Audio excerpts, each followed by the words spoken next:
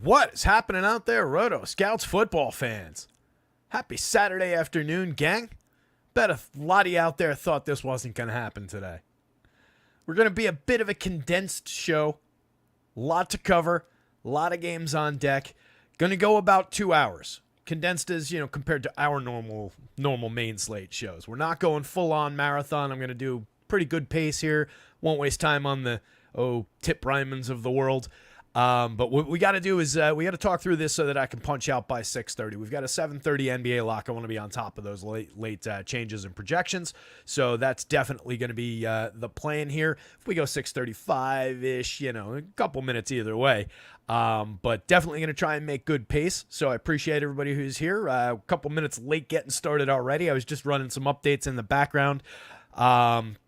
Projections just got an update a couple minutes ago for NFL, also for NBA. If you're playing the NBA slate, everything up to about 4:15 should be consistent, and then that'll get another update right after we punch out of here. And again, it's a 7:30 lock, so we got time. If you're looking at the NFL stuff, the rankings are an update behind on the site, but projections are up to date. The rankings in here for quarterbacks, wide receivers, and running backs should be good. I don't think anything changed at tight end or defense, so we should be good across the board there. Stack rankings, roughly good. I have to rerun them for like the Drake May change, Jacoby Brissett, Drake May change, a couple other little things like Tyrone Tracy clearing concussion protocol for the Giants. So a few things to clean up with the rankings, but we should be good to go here. We're going to rock and roll our way through this. As Stephen Leibowitz says, strap in, it's party time. Yeah, Steven, I don't know if you were here just a moment ago, but we're getting through this one quick. A little bit of an accelerated party. So grab your party favors of choice, whatever kind of stimulants you like to help you get to that kind of a thing. Not really a stimulants kind of a guy, but not in that like speedy, bouncy kind of a sense anyway. But if that's your thing, knock it out. This will be the right show for it. Trey's locked in. Trey's finishing his breakdown. Love it. Andy's here. Power points out that Grant Williams starting at the 5 for Charlotte is a big play. If DK and FanDuel add him in late, it'll be low ownership. Good afternoon, everyone. Someone in the chat hitting big tomorrow. Love that. Definitely the plan.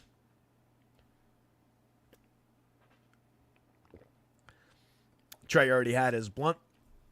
Yeah, I was typing on the groups article. I did, read all the shell of every single team group and got everybody laid out and everything, and then I put all the stats into it, and like by the time I even started typing up the game notes last night, all the while I'm hitting the bowl and everything, and I'm just glanced down at the clock and it's like 3:15 in the morning already. I was like, oh shit. So I put like two, maybe 3 hours into typing up game notes. I'm through like maybe 4 of the games so far. Rest of that'll be tonight. So when you wake up bright and early with the sun tomorrow, you'll have full-on game notes for every single one of these games. Will be complete. If you're a sick individual like myself and you'll be up all night tonight ahead of lock tomorrow, you can follow along and watch how quickly I type those things by just reloading the page. About every 20 minutes, you'll get a new game throughout the night because I do click update as I complete each game. So you can read along as I go. All that stuff's up at rotoscouts.com. I doubt there's anybody brand new out of the 13 people here hanging out so far. But if you are new, check out Rotoscouts. If you're not new and you haven't signed up yet, check out Rotoscouts. Trying to provide you guys as much bang for your buck as possible, as you've heard me say before. Every plan under $1 a day, all in NHL, NBA, and NFL right now for every single product, every single data point, every piece of content. Let's dive into this thing. Check out acemind.io as well. Our sim partners, you guys know that. Vegas board. Don't worry about the top game. Chargers. I almost called them the Clippers. This is going to be a challenge. The Chargers are in Cleveland. It's a 42-point game. Cleveland's 2-point dogs at home. Pieces and parts in that one. There's not a ton to love, but Cleveland's offense has looked a little bit more capable with Jameis. He's developed a little bit of a connection with Cedric Tillman, so it's maybe something to watch there. The Chargers, their defense is okay. Their team is meh, but they're definitely some playable parts from the back end of the mid-range. Next game up, an ugly one, 38.5-point total. Tennessee favored by 2.5 in a home game against New England. Drake May did clear concussion protocol. He's off the injury report. All signs are pointing toward another Drake May start. He's been okay in his first couple, but low total, ugly game environment there. Don't really like very much on either side. Tennessee running back situation is one to watch. Tyjae Spears is out already. Tony Pollard is banged up, so maybe we create a little bit of value in that spot if we get no Pollard. Commanders and the Giants. I almost called the Commanders the Nationals because I am just all over the place. Apparently still in baseball mode with some of this. The Commanders at the Giants. I don't expect the Giants to do much to hang with Washington. Washington's been a solid offense. They don't have a very good defense, but the Giants have an atrociously bad offense, led by the worst quarterback in the league. They've got an excellent weapon in Malik Neighbors. Tyrone Tracy is going to start. He cleared concussion protocol. But most of that 44 points headed in Washington's direction. 4-point spread, Giants 4-point dogs at home. One thing to watch in that one, this field is going to probably be pretty torn up. The Jets just played here on Thursday, and the Meadowlands is already kind of an ugly field. So just, not that there's anything really that we can quantify from that. But you could see an ugly total. You could see some ugly play in that game because of that. Dallas and Atlanta, the biggest total on the board. Really like this game for DFS upside, 51.5-point total there. It's going to be pretty chalky, but there's a lot to work with. Both teams have some pieces up and down the depth chart. 3.5 points in Atlanta's favor in a home game. Basically, the home field advantage. Looks like Vegas likes that one to be a bit of a shootout, at least with some potential to anyway. The Dak CeeDee Lamb connection is the primo piece, obviously, from the Dallas side. More to work with on Atlanta as far as depth goes, but Dallas not without interesting parts. Like the Turpins and so on of the world. So a little bit to mix around with Dallas, but I prefer the Atlanta side. I have no issues with Kirk Cousins. Miami and Buffalo, 49.5-point total. Another juicy one there. Buffalo favored by 6.5 at home, but with Tua back at the helm, definitely more expectations from Miami to hang in that game, and I like them to keep it relatively close there. Weapons on both sides of that one. Amari Cooper currently questionable as of last check in my memory. We'll catch up to him. Keon Coleman's been pretty good even since they've gotten Cooper, so a lot to work with on both sides of that game. Some star power, some firepower at the running back positions. A couple of good quarterbacks, obviously Josh Allen topping out a little bit higher than Tua, but definitely an interesting looking game. 43.5 points between New Orleans and Carolina. New Orleans favored by 7.5 on the road. Interesting situation with the backfields. I like Chuba Hubbard a little bit going up against a pretty weak New Orleans rush defense. And then I really like Alvin Kamara going back the other way. For one, Carolina's atrocious. For two, there's basically nobody else in the backfield. I love Kamara to get a big volume day, and we know what Kamara can do with that. It's going to be popular. He's expensive, but he's looking a little bit worthwhile in that one. Otherwise, kind of expect New Orleans to wipe out Carolina with Carr back at the helm for New Orleans and Bryce Young back at the helm for Carolina. Denver favored by 10 at home over Baltimore. Looks like a wipeout game for the Baltimore side. Interesting piece with Deontay Johnson joining the fold. I've seen him underprojected on some sites with just like some concerns. Oh, he didn't practice that much with his new team. He might not know all the plays yet. There's a lot of utility in Deontay Johnson just being able to say, hey, run down to the fire hydrant and cut left. And Lamar is going to be able to hit him on those plays. So I'm not really under projecting him. Maybe I'm over projecting him, but I'm enthused about that option. I really like how it's going to work with that ridiculous offense. They lead the league in rush yards per attempt between Lamar and Derrick Henry. It's just ridiculous. It's essentially unstoppable. I think they're both over 6 rush yards per attempt. So they just get up and down the field and basically score at will. What Denver's defense is going to be able to do to hang with that is going to be the question mark. Denver's defense has been by far the best part of their team so far this year. Nix is an interesting value candidate. I know he did win slates last week. I had that, and we would have talked about it on a show, but I had it written up and I had it in the projections, and I had it in some of my lineups. Obviously not $1 million winning lineups, but the guy who won the Milly, that was a Bo Nix lineup. Vegas at Cincy, 46-point total. Cincy favored by 7.5 in a home game. Looks like another spot. They should pretty much wipe the floor with this Vegas team. The Cincy passing attack is pretty solid, although T. Higgins is expected to be out again. He's currently doubtful. When T is out, it does impact the entire passing attack. They are a little bit lower end, but you do get Andre Yoshivas sliding up the board a little bit as a value piece, and then some trickle-down effect. And then the running back situation in Cincy is concentrated, and there's going to be a lot of ownership there, so talk about that. Jacksonville, Philly, 45.5 point total. Usable parts on both sides of that game. Philly favored by 7.5. Philly basically every week lately is mathing out to the top raw scoring projection, and then they hit the value-based scoring pretty badly because everybody's expensive, but they have several top-end weapons as far as your weekly projections go. Chicago at Arizona, 44.5 points there. Arizona favored by 1 in a home game. Two solid quarterbacks with very capable weapons. I love the depth of the receiving core in Chicago, even though it hasn't been completely dynamite with both DJ Moore and Keenan Allen kind of underperforming, Rome Odunze being a little bit hit and miss. The any given slate upside is pretty tremendous for the Chicago passing attack. I like them to throw the ball a little bit against Arizona here, and then with Arizona, you get similar stuff. You get a very capable running back against a front against which he should be able to succeed. You get the premium rookie pass catcher who's been also kind of up and down. Having a little bit of Rome on one side, a little bit of Marv on the other side of that game, kind of appealing there. Neither one is crazy expensive. Both have shown 100-yard and touchdown upside. Both have shown 4-catch, 25-yard downside. Detroit, Green Bay, one of the featured games, and we got a few dynamite games at the end of the slate here. Detroit, Green Bay, 48 points. Green Bay 2.5 point dogs at home. But it definitely looking like a shootout there. Weapons galore in that game.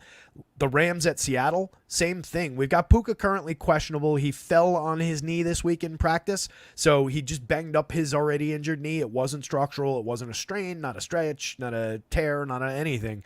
I expect Puka to play.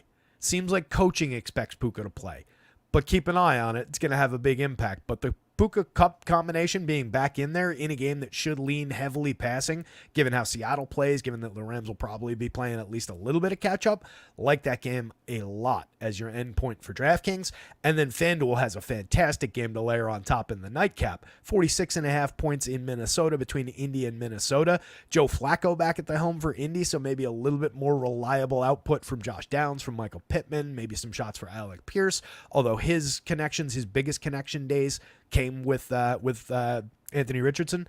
So we'll see what we get from Pierce, but it overall should help the Indy passing attack. And then Minnesota just looks absolutely fantastic. Sammy Darnold plus 2s with 2 of the wide receivers. TJ Hawkinson coming back at the tight end position for them, and a dynamite running back in Aaron Jones. There's options like crazy in Minnesota. So love having that game at the end of the night on FanDuel. There's going to be some weight in it, though. You're definitely going to see some score changes at the end of the night on your FanDuel slate.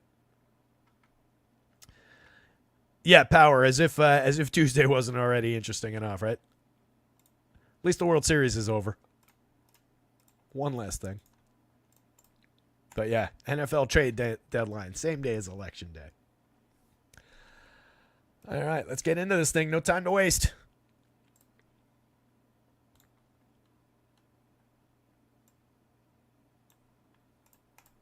And then he goes quiet for 10 seconds. Just opening up the notes file over here. Let me take a sip of coffee, too. So like I mentioned, close game here. 1 point spread, 44.5 point totals, pretty solid. It's probably a game where there's more individuals who are workable parts in other lineups than you really, want to stack up these teams too much. But both teams play, at least playably upper half by one category or the other in most situations as far as the stack values go. If you're new, by the way, I know we've had a bunch of new people coming through over the last little bit as I've been attempting to promote the site a little bit more. Position rankings, individual player position rankings, DraftKings points, DraftKings value, FanDuel points, FanDuel value, right here. Stack rankings, same thing, DraftKings points and value, FanDuel points and value. Defensive stats for the team, the against, right? So these are Chicago's defensive stats because it's against the Arizona line guys. These are Arizona's defensive stats against Chicago. And then further over, we'll scroll over and we've got individual player stats. But that's, the kind of key stuff that we're going to be looking at here as I talk through it. So again, like Trey McBride lands as a pretty premium option at the tight end position. He's tight end 1 by points on DraftKings, 2 by points on FanDuel, 4 and 1 across sites by value, showing a little bit more point per dollar value on the FanDuel slate despite the lower relative projection on the non-PPR site. 6,800 over there versus 5,800 on DraftKings. He is a easy go-to option at the tight end position, though, in any situation. Key piece of stacking if you want to stack up the cards. He sees 8 targets a game. He picked up 11 targets the last time out. He returns 8 yards per target. The one flaw in McBride's output so far this year is he hasn't found his way into the end zone. But that's going to change sooner or later. There's a chance, but there's very few universes in the multiverse in which Trey McBride isn't going to score a touchdown as the year goes on. He got up to 9 catches on those 11 targets last week, came up with 124 yards, his biggest day of the season. Prior to that, he had an 8-catch, 96-yard week on 8 targets against Green Bay back in week 6. In basically everything other than touchdowns, he is one of the league leaders at the tight end position. So you can reliably go to him. You know the targets are there. He gets decent depth of target, 23.8% of their air yards. Marv is chewing up most of the air yards, nearly 40% on his 14.2-yard ADOT, a very, very solid downfield weapon. He's only catching about half of his pass attempts, but you'll see that a lot when you're getting a little bit further down the field. He has converted 5 touchdowns so far. He's a regular target in the passing attack. I think maybe compared to expectations, we've been a little bit let down. He's had 2 100-yard games. First one came in week 2. He had 130 yards on 4 catches, scored 2 touchdowns. If you remember that game, he was over 100 yards in the first half. He had a very, very good first half. I think he took a hit, came out of the game for a little bit, and went back in and didn't really do much the rest of the way. But that's obviously a dynamite game. He had a touchdown in each of the next 2 games after that one, 5 catches apiece, but then really trailed off for a couple of games. 2 catches for 36. No catches, ran just 8 routes because he got banged up and played 15 snaps. No catches, 8 snaps in week 6, and then came back 3 catches for 21, and then had the 6-catch, 111-yard and a touchdown day. So knowing that there's volume there, knowing that there's skill there, we just go to the play if we're playing this team as a stack. Where Marv gets interesting is as an individual, because he's kind of priced up. $6,900, $7,000 isn't exactly cheap. He ranks as wide receiver 16 by points on DraftKings, but 39th by points per dollar, 24.37 across FanDuel. So kind of just doesn't really play well against his salary. But if that renders him a little bit under-owned, there's definitely some scoring upside. There's 100-yard output, 100-yard bonus upside there. So he's a very interesting piece just with the way that he's going to bounce off of public slates.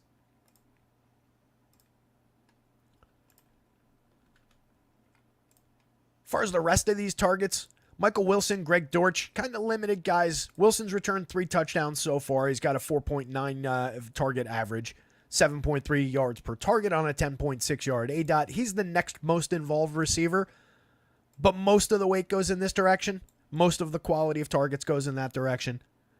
Dortch just pulling under 4 targets a game. He's catching 2.5 of them. Just a 6.2-yard ADOT operating mostly underneath. He does have a touchdown on the board. But typically, if I'm farming some lower-ranked, lower-opportunity receivers, I'm looking for the bigger depth of target. I'm looking for the big play upside. And Dortch, not completely lacking for that, but it's not really the nature of how they use him. Down the board from there, the Zay Joneses of the war, you're dealing with 1-target dart throw type individuals down here. You do have 2 touchdowns on Elijah Higgins, who is potentially, sort of sneaky interesting. He's going to be better in situations where he's going to step into a little bit more volume, say McBride is out or something like that happens. But in last week's game, he was targeted twice, caught both balls for 13 yards. That's not at all impressive. He's got the 2 touchdowns on the season on the limited targeting, and he's been targeted in the red zone 3 times during the season. That doesn't sound like much, but for a guy who's barely out there, or barely out there as a target anyway, it's kind of interesting. He was targeted in the red zone last week, didn't convert it, but he caught it, but he didn't turn it into a touchdown. But the fact that they're willing to look in his direction toward the end zone, even in games where McBride's out there, at least puts him on the board for a very, very, very low probability, very, very cheap dart throw at the position. But he's not, super appealing. Kyler's throwing the ball 29 times a game, completing 67% of his pass attempts. He's got a healthy 11-3 touchdown to interception ratio, 7.1 yards per pass attempt. There's nothing wrong with any of these numbers. They're just not crazy good. 204 yards per game, limited volume. Typically, I want 33, 35 pass attempts.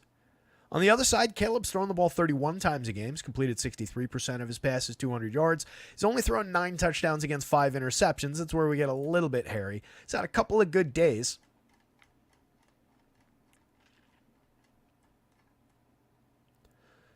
Before their bye week, which was in week 7, he threw 4 touchdown passes against Jacksonville in week 6. 226 yards on 23 of 29 passing. That was his best game so far.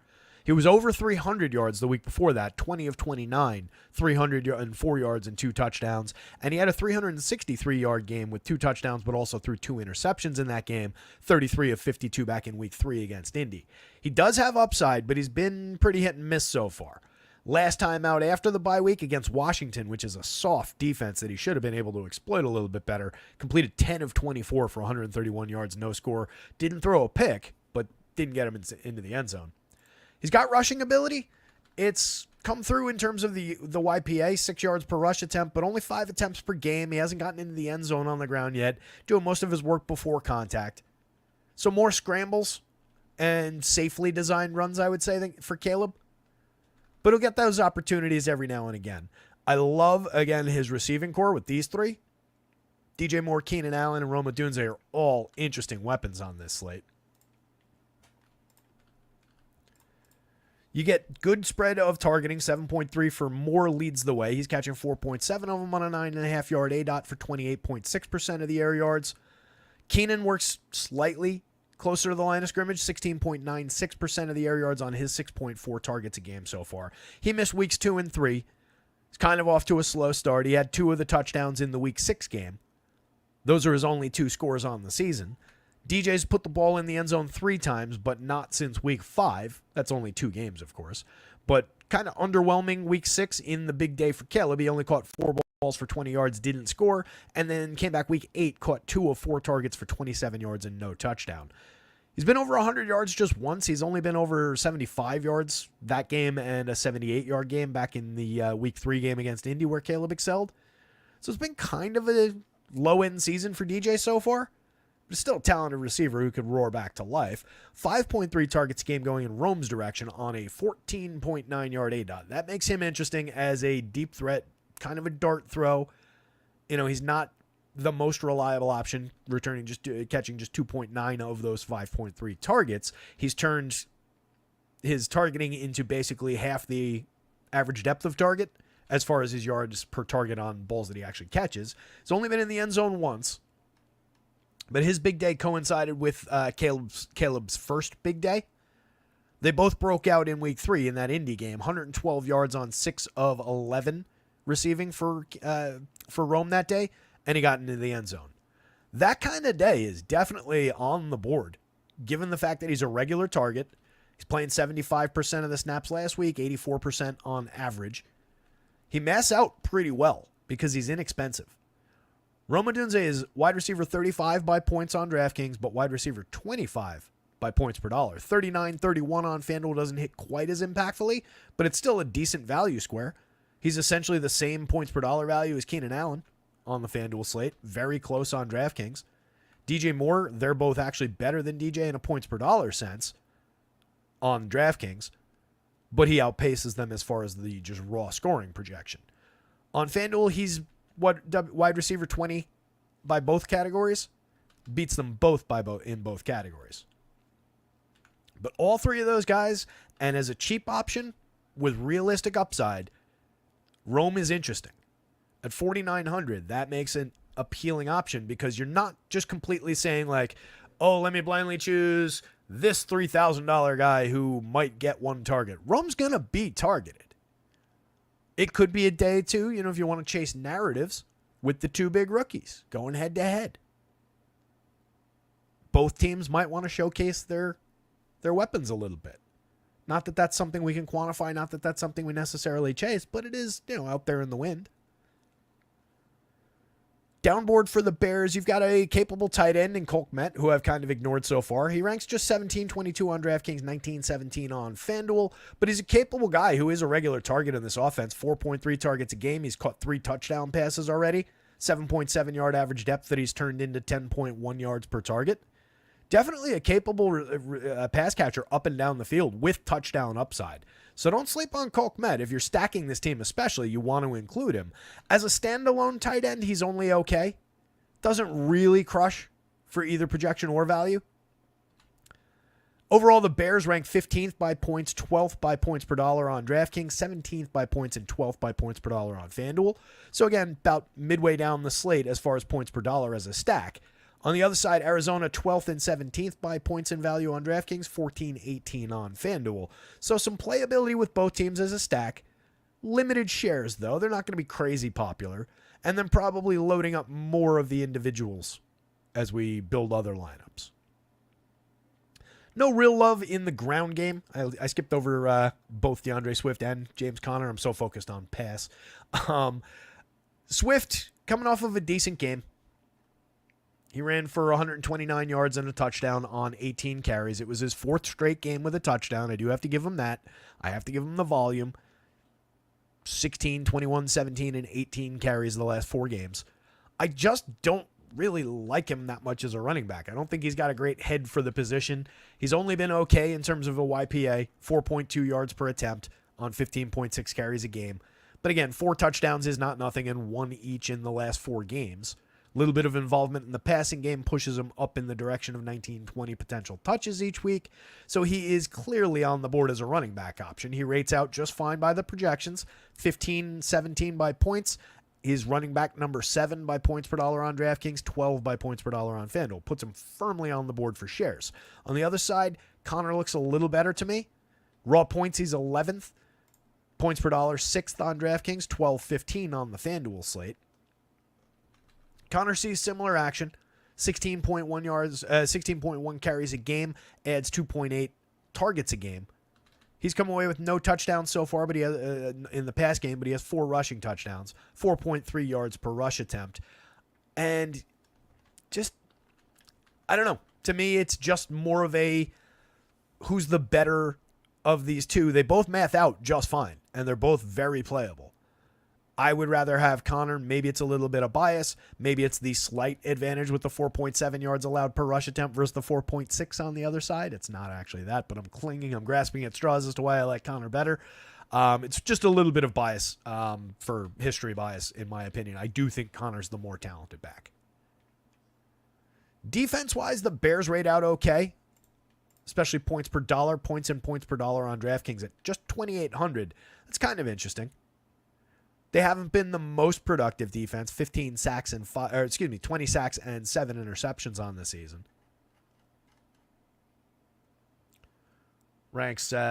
Sack rate ranks 8th. Interception rate ranks 7th. So, capable enough as far as the scoring output goes. Arizona defense, I don't think we want any part of. Number 1 guy for a bonus in this one, and I realize if that's the average time I'm spending per game, we're not getting out of here by 6:30, so I'm going to do better. But the top guy for a bonus, let's give it a Marf. I think there's a couple realistic candidates, though. Wouldn't shock me if either of the veterans over here got over it. Wouldn't totally shock me if Rome got there. And honestly, Trey McBride has 100-yard upside. So there are multiple bonus candidates here. Dallas and Atlanta. Right after I said I was going to speed up, spend less time per game, we got to dive into the most critical game of the slate. 51.5 point total. Atlanta favored by 3.5 at home. Definite upside for stacking in this game. I think there's great plays for stacks on both sides. Strong quarterback options on both sides, regardless of what people might think of Dak Prescott. He is a productive quarterback for DFS. Ranks out very well and has a dynamite weapon that ranks as the number 1 overall receiver on the board. So we want to be going to some Dallas stacks, but for those same reasons, they function very well as bring back plays in Atlanta stacks, and Atlanta works very well the other way. It's a lot to do here. These are stacks 4 by points, 5 by points per dollar on DraftKings, 5 and 8 points per dollar for Atlanta on FanDuel, and then 6-6 for Dallas on DraftKings, 8-7. So these are highly, highly relevant stacks, and both teams offer a lot of individual plays for use in other lineups.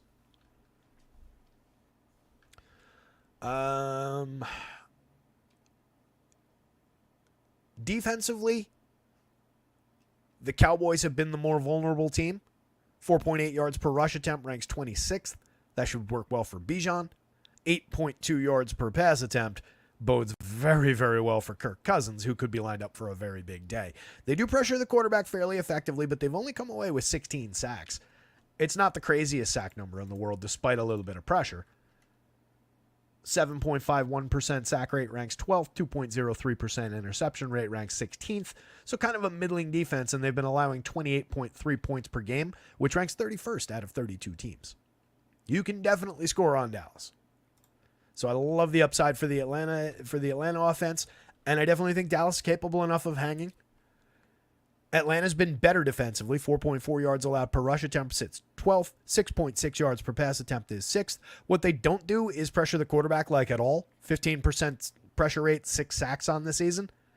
So at worst, you got to think that Dak's going to have some time to sit back there, let something happen down the field, let something develop, CD gets open, and then he can make his mistake and throw the interception. But there should be time for that to happen. Dak has great volume. 37 pass attempts per game. He completes 64% of his pass attempts. He's thrown for 263 yards per game this season. Those are good numbers. 7 yards per pass attempt is okay. It's not the 7.8 that Cousins is putting up. It's not 8+ like we see from some other options on this slate. But he's got a lot to work with. The big flaw with Dak is the 10-to-8 touchdown to interception ratio so far this year. He's a better quarterback than that. I like the upside. I like him to continue to gain ground as far as the YPA goes, given his 8.3 intended air yards per attempt. For Cousins, he's completing 68% of 34 basically attempts per game. 14 touchdowns against 7 interceptions. Now we're talking. Again, 7.8 yards per attempt.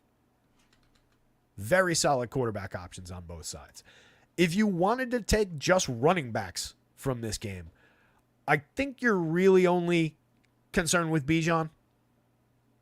That's the one spot on the Cowboys that I really don't see too much upside for. Throwing Rico Dowdle, who's a limited running back who carries the ball basically 10 times a game and has not scored a rushing touchdown this season while gaining 4.2 yards per attempt, into a pretty decent Atlanta front that hasn't been allowing that much as far as yardage goes. I don't love that. Same thing with Zeke, who's been even worse despite having 2 touchdowns this season, 3.1 yards per attempt this year. On the Atlanta side, you've got 2 very capable running backs to work with and an exploitable defense. 4.7 yards per attempt on 14.5 carries per game is for Bijan. He also picks up 4.4 targets a game, so that pushes him up into the 20 potential touch range. He's got 1 receiving touchdown on the year, 7 yards per target on a negative 2.1 yard ADOT. Everything is caught behind the line of scrimmage, and then he uses his skills to make things happen. Scored 4 times on the ground so far. Very high-end running back, but does stand the danger any given week of losing either a few touches or a touchdown to Tyler Algier, who's a very, very effective second-string back. You can see right there, Algier's gaining 5.2 yards per rush attempt on 8.5 carries a game, puts him in the 45-yard range on average. 2.3 before, 2.9 after contact. He scored a rushing touchdown. He's only been targeted once on average in the passing attack. Not a very involved receiver. So typically you're getting Algier for carries only, sometimes to spell Bijan, but sometimes it's just his turn at the wheel. So you'll see him march the ball down the field with the offense and then get an opportunity to score from time to time. It's not just a situation where they stick him in to poach a red zone touchdown. He does see some red zone carries. Carried the ball once in the red zone in week 8. He was picked up 12 carries for 33 yards in that big game against Tampa Bay for the passing attack. He carried the ball a season high 18 times back in week 6 for 105 yards and a touchdown. Obviously a bad day to have Bijan. Actually, is that even true? What did Bijan do that time? Let me make sure. Yeah, Bijan carried the ball 15 times for 95 yards and 2 touchdowns against Carolina that day, so not a bad day to have Bijan. You probably didn't want them both that day. If you had them both, it wouldn't have killed you, though. Obviously, that's a terrible rush defense against Carolina, which is why we like Alvin Kamara this week. So Algier for 4,900, 5,600, honestly, a little bit interesting here. 28-27 points in value, 29-27. It's not like the projection is running off into unrealistic places. I think just as far as a differentiation piece for a fair price that could have a little bit of touchdown scoring upside, Algier is easily on the board as a mixer. Obviously, these guys above him on the board here are more important, but he's not by any means off the board. Bijan ranks as running back 5-3 on DraftKings, critical piece, 7-11 on FanDuel, same thing. Cousins is a highly ranked quarterback, top 10 basically, outside of that value ranking on DraftKings. And they get into the receiving core. Drake London, wide receiver 5 by points, 2 by value on DraftKings, 4-5 on FanDuel. Kyle Pitts ranks in the top third of tight ends across both sites. Very interesting options there. And that's before we get to Darnell Mooney, who ranks as a good mid-grade receiver. Ray, who is a not great by points, but look at that value score kind of a receiver on DraftKings for just $3,800. 45-40, not all that appealing on FanDuel, but he's very cheap for a little bit of potential on the DraftKings slate. These guys down here, once you get into this territory, they're more the very, very thin dart throws. Kadarius Hodges got involved one day this season. On the other side of this one, you can see CD, wide receiver 1 by points on both sides, wide receiver 1 by value on FanDuel, wide receiver 3 by points per dollar, despite a high price tag on the site. He's a absolute smash piece this week. Think he's going to be crazy popular. Think it's worthwhile. I consider him good chalk. I love the idea of having London at these rankings on one side of this game and CD on the other side at those rankings, and figure out how to get different and figure out how to get cheap in other spots in your lineup. I think both of these teams play well as +2s, and you can get to interesting configurations. Bijan is involved enough in the passing attack that you could go with a Cousins Bijan London, a Cousins Bijan Pitts. Mooney works in that same way in place of London. On this side, it's thinner because you're mostly working with Dak, CD, and then either Ferguson at the tight end position or one of the down depth chart receivers. You're really not working too much with the running backs as far as the passing attack there goes. Dowdle has drawn 3.3 targets a game. He has scored twice. So if you're picking one, he'd be my guy. But I just don't really want to go to the Dallas running backs in this situation. They don't really project well. Ferguson is a good tight end. 7 targets a game, 6.3 yards per target on a 5-yard ADOT. He's another tight end, though, who is a pretty not top of the expectations heap, but came into the season with pretty strong expectations. He's another tight end who's failed to score this year. A lot of disappointment among the key tight ends, but his targets are there, the volume is great, and the scoring will come. Ferguson is a good tight end option.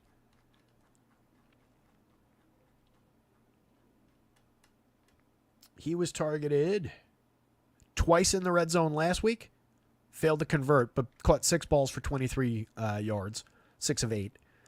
Caught 3 balls out of 4 targets for 11 yards in week 6, was also targeted twice in the red zone in that game. And then his other red zone target came all the way back in week 1. So they'd gone away from him for a few games there in the red zone, but they've come back to earth with him the last 2 games, which is nice to see. He does need those red zone targets to get into the end zone. Where are we? Ray, again, is kind of interesting, given the 5.3 targets a game overall. Those targets have come down somewhat. Last 3 games, just 4, and 3 targets. 3, 2, and 3 catches, 1 30-yard day, and then 2 9-yard days in that mix. He had 6 catches for 52 in week 4, 6 catches for 66 in week 5. 7 targets and 9 targets, and he had 7 targets back in week 1. He's not uninvolved, but his volume definitely can come and go. And the nature of the receiver, he's a 7.1 yard ADOT because he's a guy they're looking to put the ball in his hands and then have him make something happen, or just have him be an effective underneath option for a handful of yards per play. Has not really broken major gains so far this year, but does have that ability.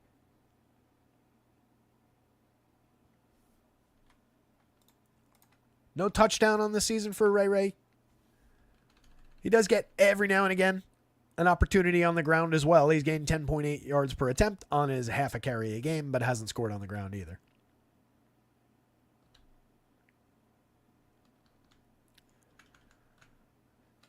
Chat seems to be buzzing about Pitts.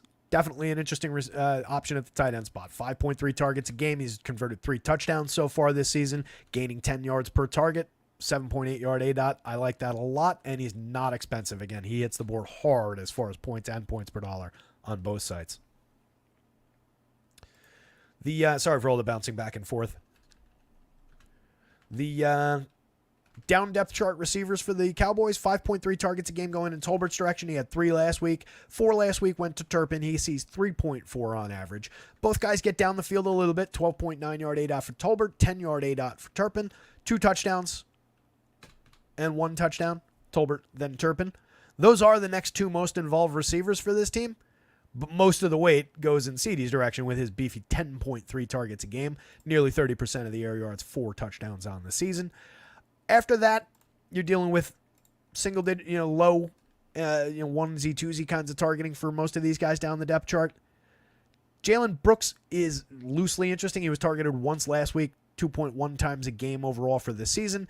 A 12.6 yard A dot, though, is not nothing. If you're going for that extreme low end, low probability dart throw, that's at least the kind of receiver that you want so that you get a big play on his one target if he happens to convert it. But you can see he doesn't exactly rank as playable. Outside of that, not much over there. Most likely bonus guy. It is CeeDee, with apologies to Drake London, Bijan, and a number of other guys. This is a premium game. Again, both teams top end stacks across sites.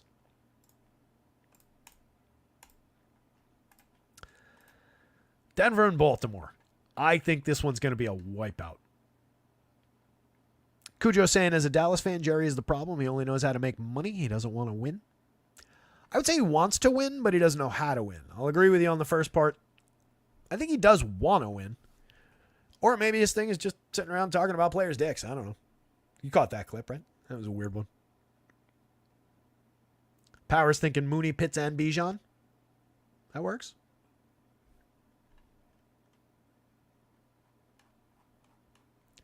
Solid handful of people here hanging out. Hit the like button for me if you get a chance. Subscribe so when you know when these variable shows that we do go live. Not much time to waste, but the site is rotoscouts.com, and all of the content for every single sport costs under $1 a day on every single plan. No hidden fees, no surprises, no per sport nonsense. Straightforward, as affordable as I can possibly make it for you. Lamar Jackson looks like a stick of dynamite in this slate. Derrick Henry, same thing. Lamar's going to be working with his new toy, Deontay Johnson. Again, I've got Deontay projected for full action. I know some other sites are playing it safe. I know other places are saying, oh, he didn't practice that much. You might not know how to run anymore. Like, to a degree, there is some commonality at the wide receiver position as far as some routes go. You can get into the huddle and tell him, all right, 15 yards, button hook left, bang, I'll hit you 2 strides later. You can do some of that on the fly. I know it's not pickup football. I know these are designed plays. I'm not saying that. But Deontay is a talented enough receiver that I think they can pay off that projection, even if he is a little bit limited by not knowing the playbook necessarily. Zay Flowers is obvious and straightforward and will take a little bit of a hit over time. But if Deontay is more limited, I think Zay is still top end and in his normal situation. And I think there's going to be a nice balance between those 2 receivers as it goes on. It does put Lamar, for maybe the first time, at least in recent memory, in a realistic Lamar plus 2 good wide receiver position. Usually you're getting like Zay and Rashad Bateman, Zay and like Aguilar, or one of the running backs, or one of the tight ends in a split situation.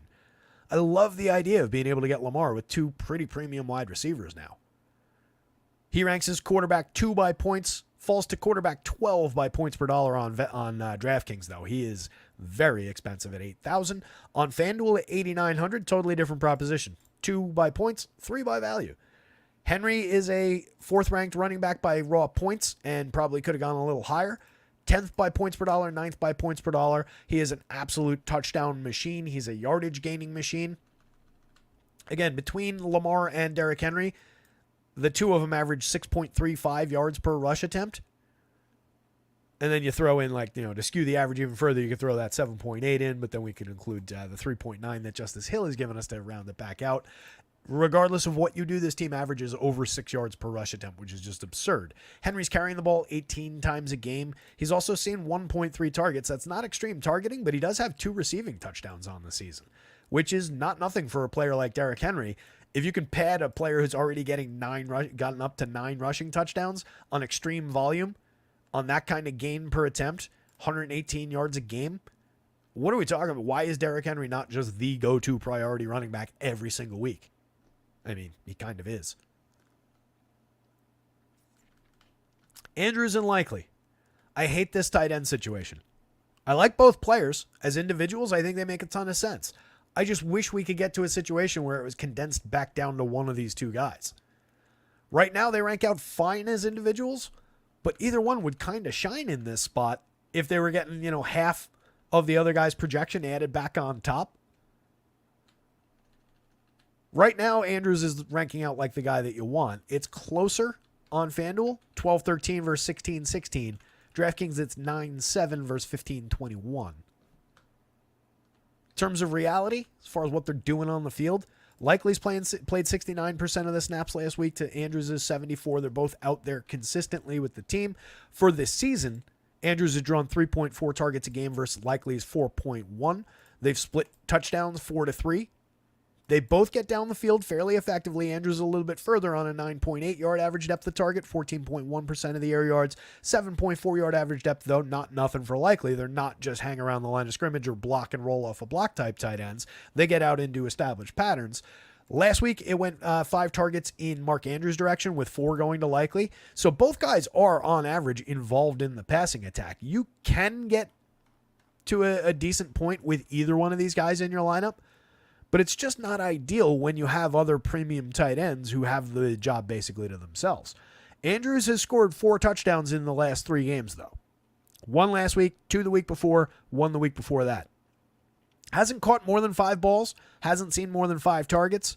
He got 66 yards on 3 catches in the game against Washington in week 6. That was the yardage high in those 3 games. But the touchdown scoring coming back after a very slow first 5 weeks in that department is very nice to see for Andrews. That's what leads me to a higher projection on him. Likely caught 4 balls, though, last week. He's been targeted exactly 4 times in each of the last 3 games. 4 catches for 47 if he happens to take it into the end zone, and he was targeted in the red zone in each of those games.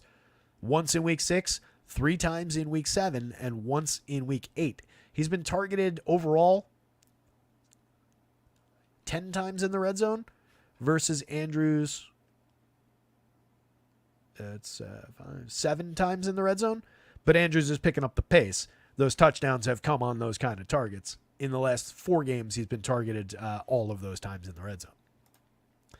So it is a split situation. It's leaning back a little bit more this way. They're very similarly priced. They rank out competitively with one another. I lean Andrews, but it's close. The separation, by the way, across sites is mostly created by the PPR. Bateman is still in the mix. It'll be interesting to see the impact that the newly configured passing attack has on Bateman. I do still expect at worst a few downfield looks. A 14.8 yard ADOT is significant. And Deontay's coming in on a 9.8 that he was averaging in Carolina, 8.3 targets a game. So a lot of expectation of volume of air yards going in this direction, premium targets going in this direction, touchdown opportunities going in that direction. But if you're just looking for the pure deep ball with a little bit of scoring attempt attached to it, I do still think there's upside in that regard for Bateman. 27.5% of the air yards on the season, again on a 14.8 yard ADOT, returning 12.1 yards per target on his 4.4 targets a game. He's caught 3 touchdown passes. Just typically not the most reliable receiver, but he was having an okay year for him for what he does. He ranks outside of the usual boundaries of, go-to playability. As we talk about a lot, when you get 3 wide receivers minimum, 4th if you go that direction, guys in the 40 to 50 range are the fringes of playability. So Bateman is not much more than a dart throw, but he's probably one of the higher end just, blind dart throws on the slate. Justice Hill ranks out running back. It's a little different. Running back usually looking top 25, top 20 if you can get away with it because you're taking 2, maybe 3 of them. But Hill has enough that he's a little bit interesting any given slate. Played 50% of the snaps last week, 47% on average. Hasn't gotten much done on the ground. 3.4 carries a game for 3.9 yards per attempt. Not much there, but the 3.1 targets per game beef it up a little bit. 9.2 yards per target is pretty adequate output as far as what they're getting for those targets, and he scored twice in the passing game. He's not completely dead at the position. Aguilar might be. If we're talking about diminishment of targets, I think Aguilar takes a haircut here. He's another downfield option. He's got one touchdown on the season, 12.4 yard ADOT, 2.8 targets a game, but I can see that one getting a little bit thinner. He did draw 5 targets in his most recent performance. Scored his touchdown in that game. 3 of 5 for 36 yards and a touchdown. But coming out of that game, they were inspired to go trade for a wide receiver who's a lot better than he is. So I think that could tell you all you need to know about that situation. The biggest hamstring potentially for Baltimore is that they're playing against a very good defense, or what has been a very good defense. Denver benefited by playing against some bad teams to start the season, but they've held up. 4 yards per rush attempt on the season ranks 5th. 5.9 yards per pass attempt on their season ranks 1st. They've been very effective at getting to the quarterback. They've been very effective at getting to the guy who takes the ball and throws it. What do you call that? Sometimes the brain doesn't fire quite as quickly as you'd like it to. Denver is allowing, they've racked up a 10.07% sack rate that ranks 3rd. The 2.61% interception rate ranks 11th. That amounts to 7 picks, but 30 sacks. It's an aggressive defense, and it's a strong defense. As far as points per game, they rank 3rd, 15 points per game. Again, some of that came against the dregs of the league, and Baltimore is in no way the dregs of the league. I don't love the Denver defense as a play. Where are they? Yeah, you can see, even with all that quality, 19-12 across sites, 21-11, or 19-12 DK, 21-11 FanDuel. If you want a defense out of this game, the Baltimore defense looks a whole lot better. They're ranked 3rd by points, but not great by value. They're going up against a Denver team that has scored 21.6 per game to rank 20th overall. They're gaining 4.5 yards per rush attempt and a lowly 5.9 yards per pass attempt. Bo Nix hasn't been good as a quarterback. He's been good with his legs. 4 rushing touchdowns on the season, 6.5 attempts per game, 5 yards per attempt. Perfectly fine as far as that goes. That's what's kept him relevant. But we're completing 63% of just 32.6 passes a game, under 200 yards a game, 5.9 yards per attempt, despite a 8.1 intended air yards per attempt. This does tell me that there's more to work with once he starts connecting with his receivers a little bit more effectively. 3.6 air yards per attempt out of the 8.1 intended air yards is a big gap. 8 touchdown passes against 5 interceptions is not a high-quality touchdown-interception ratio, and honestly, doesn't have the best crew of receivers to work with. I do think Courtland Sutton's a talented guy for a fair price, $54,600 across sites. It's just you got to deal with the low expectation quarterback throwing him the ball. Sutton has scored twice this season. He's garnering nearly 40% of the team's air yards. He's their clear first-read receiver. 11 targets last week. Caught 8 of them for 100 yards. Scored a touchdown in week 6, another one back in week 4. Maxed out at those 8 catches and the 100 yards in the week 8 game. Week before that against New Orleans, played 53 snaps, ran 27 routes, went untargeted, which is bizarre. I don't know what the hell happened with that. Obviously, it was the only untargeted game of his season. It's probably the only untargeted game he's had in the last couple of years.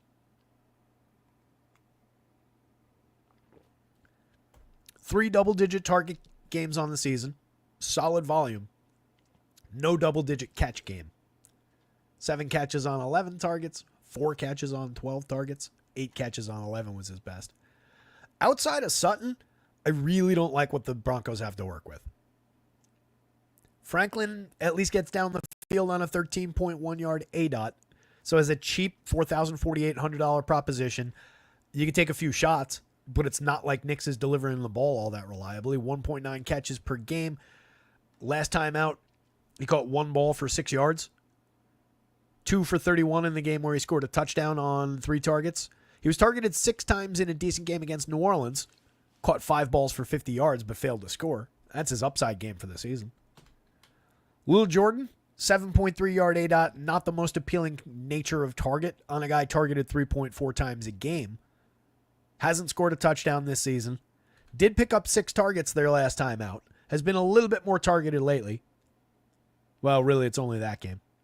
6 targets, he caught 4 of them for 22 yards. He's maxed out at 50 yards. That came on 4 catches back in week 2, 5 targets. Had an 8 target day the week after that. Caught 6 of them for 37. Again, Not much appeal down here. I will say that Marvin Mims, at least in a depth of target sense, maybe as a total dart throw, he's 31-43, but he's only seeing 1 to 2 targets a game. All these guys are kind of jockeying for position as far as the depth chart goes. The Franklins, Humphreys, Mimses, and Villets of the world. Any one of them could hit any given week. I would tend to lean more toward the deep targets and hope for the big play. Villets seems to be a skilled receiver. He's drawn 5 targets a game, but it's been in a little bit of a decline. 6 targets back in week 6, but then just 3 in each of the last 2 games. Had an 8-target game, and he caught all 8 of them for 39 yards all the way back in week 1, and then 4 straight DNPs. Caught 3 balls for 28 last time out. Lucas Krull has taken a little bit of the advantage at the tight end position lately. 16 routes, 2 targets, 2 catches for 18 yards last week. Caught 3 balls for 41 against New Orleans in week 7 in his biggest performance. That was 4 targets. Troutman, 3 targets and 4 targets in the last 2. And Troutman actually stepped up with a big week 8. He caught 4 balls for 85 yards and scored a touchdown in that game. It's a little bit of odd happenstance. I might flip these guys back the other way. Either way, you're dealing with fairly low probability, low projection tight ends who maybe cannibalize one another a little bit. Not much to like for Denver. Baltimore, you do have a little bit of loose risk as far as just taking their foot off the accelerator, feeding the rock to Henry. Maybe Hill picks up a couple extra carries in the fourth quarter, just to sock the game away. But they rank great. They've got a ton of pieces. On FanDuel, they're not even a value problem, as value stack 6. 13th by value on DraftKings is a little more problematic. Maybe there are more individuals on the DK slate. No love for Denver is 22, 24, 26 across sites. Top 100-yard guy is Derrick Henry.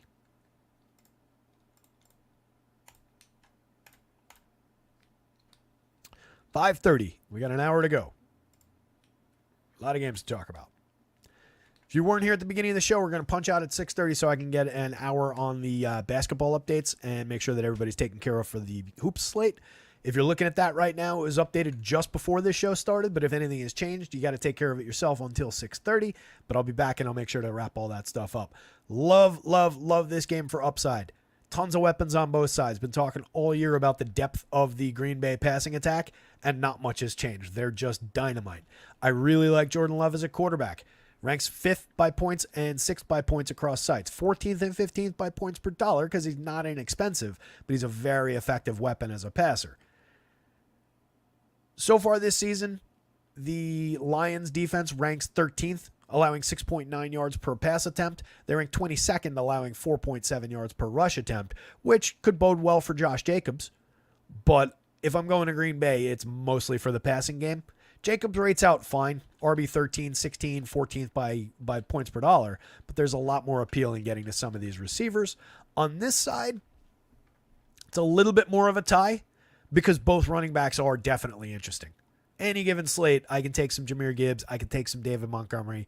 What I typically don't want, even though they can kind of get there in the same game, I typically don't want both of those guys in the same lineup.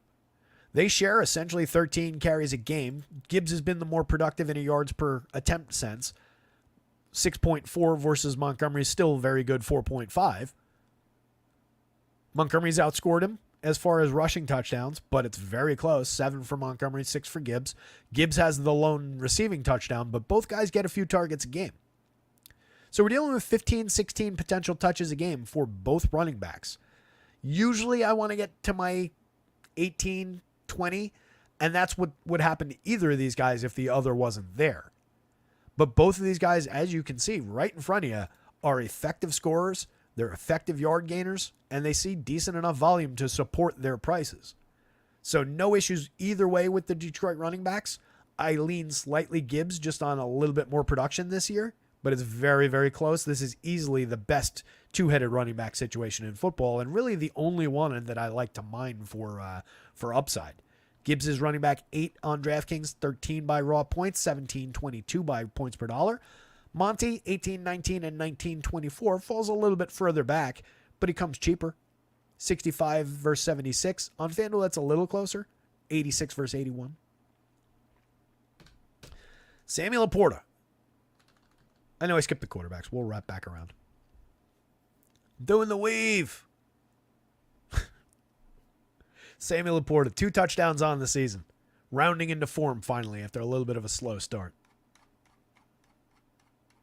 You gotta scroll down to my game notes. Once I start leaving these tabs open, it becomes a disaster. I organize it so nicely with all these heading tabs, and then I don't close them, and I just have to scroll anyway. Laporta scored those 2 touchdowns in the last 3 games. 1 2 weeks ago against Dallas, and then 1 last week, or 3 weeks ago, and then 1 last week against Tennessee. The Tennessee game was nice to see because he was targeted 6 times, caught 6 balls for 48 yards. They're dealing with a situation where Jamison Williams is suspended, so there are more targets to go around, and Laporta immediately picked up volume, kind of more like what we expected for him for the full season. Prior to that, his target peak had been 5 that he got back in week 1. He caught 4 of those for 45 yards. After that game, he wasn't even targeted 5 times in a single game. He dipped down to 1 target in that week 6 game. Fortunately, he caught it for 52 yards and a score. But it was a really ugly, slow start to the season. Again, this is exactly who I was thinking of when I was saying before some of these tight ends, Ferguson, Laporta, McBride, as far as touchdown scoring goes, have been a little bit more limited than we expected. The good news, if you're a Sam Laporta fan and you play on DraftKings, this is your week. Samuel Laporta is a $4,800 tight end who ranks 4th by points and 1st with a bullet by points per dollar.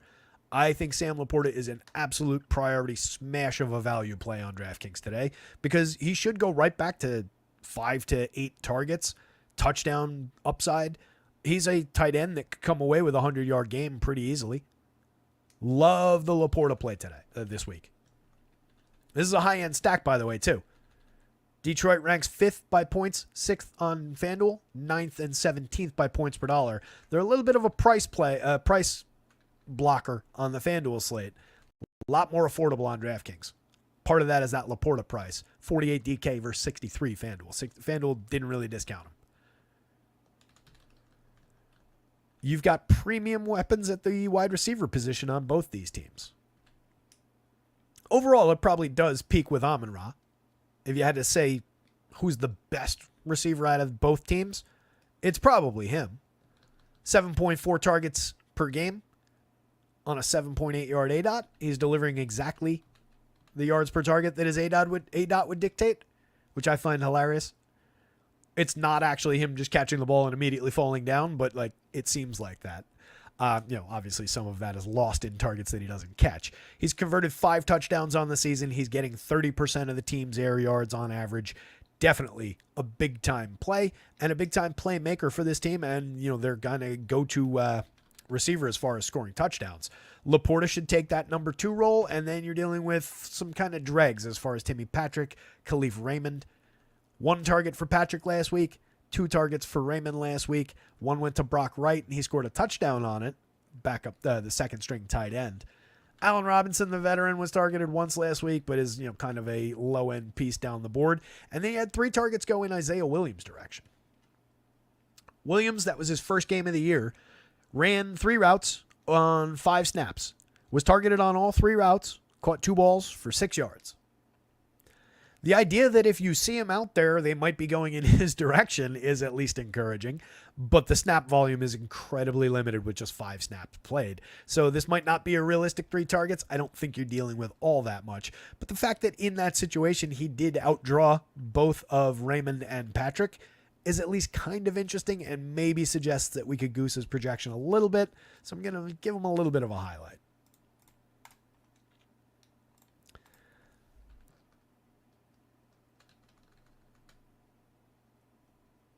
I briefly mentioned Josh Jacobs. Carrying the ball 18.1 times a game, gaining 4.6 yards per attempt. He scored 3 times. He's loosely involved in the passing attack with 2.6 targets per game. The volume is fine. I mean, he is a still capable veteran running back who is seeing 20 potential touches per game. That's exactly what we want at the position. So there's still appeal in old man Josh Jacobs here. Ranks as 13-14 on DraftKings, 16-14 on FanDuel. Again, when you're rostering 2 or 3 running backs, those are playable marks. He's not going to be the most popular piece. I think people tend to lean receiving when they go to this team. In that department, love Jaden Reed. Wide receiver 13, 12, and 14, 13. But there are a lot of mouths to feed. And sometimes they just make the decision that, all right, this is Romeo's week. All right, this is Dontavian's week. You can see the diminishing returns as far as the rankings go, but these guys all land within range of one another, and their ceilings are very, very similar. Just a matter of where, 3 targets essentially divided amongst the receivers. Do they go 1 each, or do they go 3 of them to 1 guy?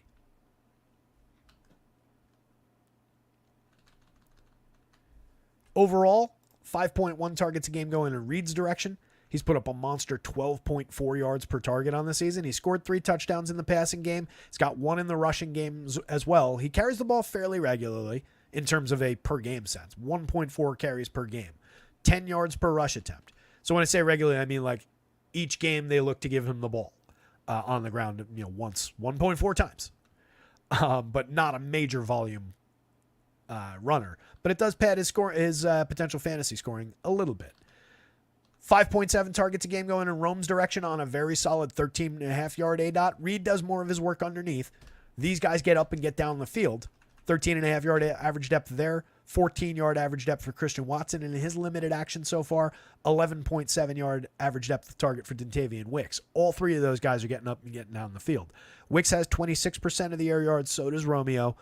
Christian Watson missed a little time. He's come away with 13.58% of the air yards. He's been targeted 2.9 times per game overall, but that's cut down by a game that he came out of early. It's just the division bouncing off itself a little bit funky. Where the hell is he? Last time out, he was targeted 6 times, caught 4 balls for 39 yards. 4 targets back in week 6, but did dip to 2 targets in week 7 on 30 snaps. That was a little bit of a dip in snaps. Played just 9 snaps in week 4. That's the one that cut into his average.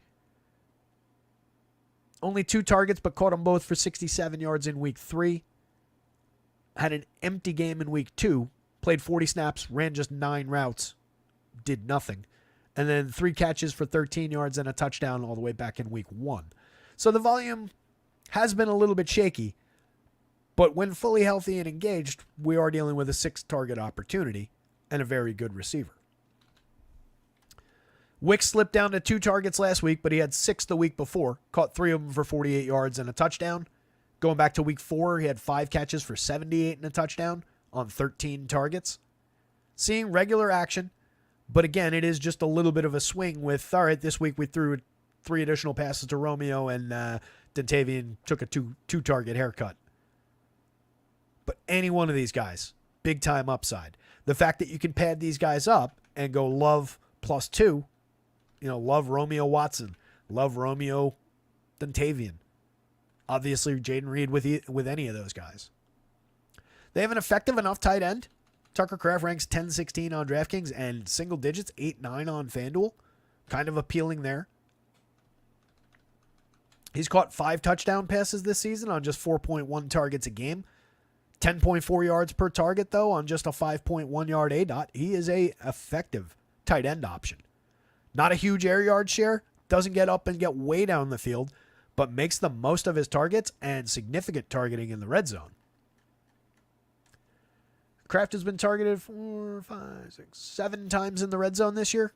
Once in each of the last 2 games. He's got a touchdown on the board in each of the last 2 games. 3 catches exactly in each. One game was 33 yards. The other game was 78 yards. So, dude can definitely produce. And then, like I said, I'll swing back for the quarterbacks. Love completing 62% of his 33.5 attempts per game, but they are high-quality pass attempts. So even though we're not quite at my 35 that I'd love to have, 15 touchdowns against 9 interceptions and 8.8 intended air yards per attempt, completing 7.7 air yards per attempt and 4.7 air yards per attempt.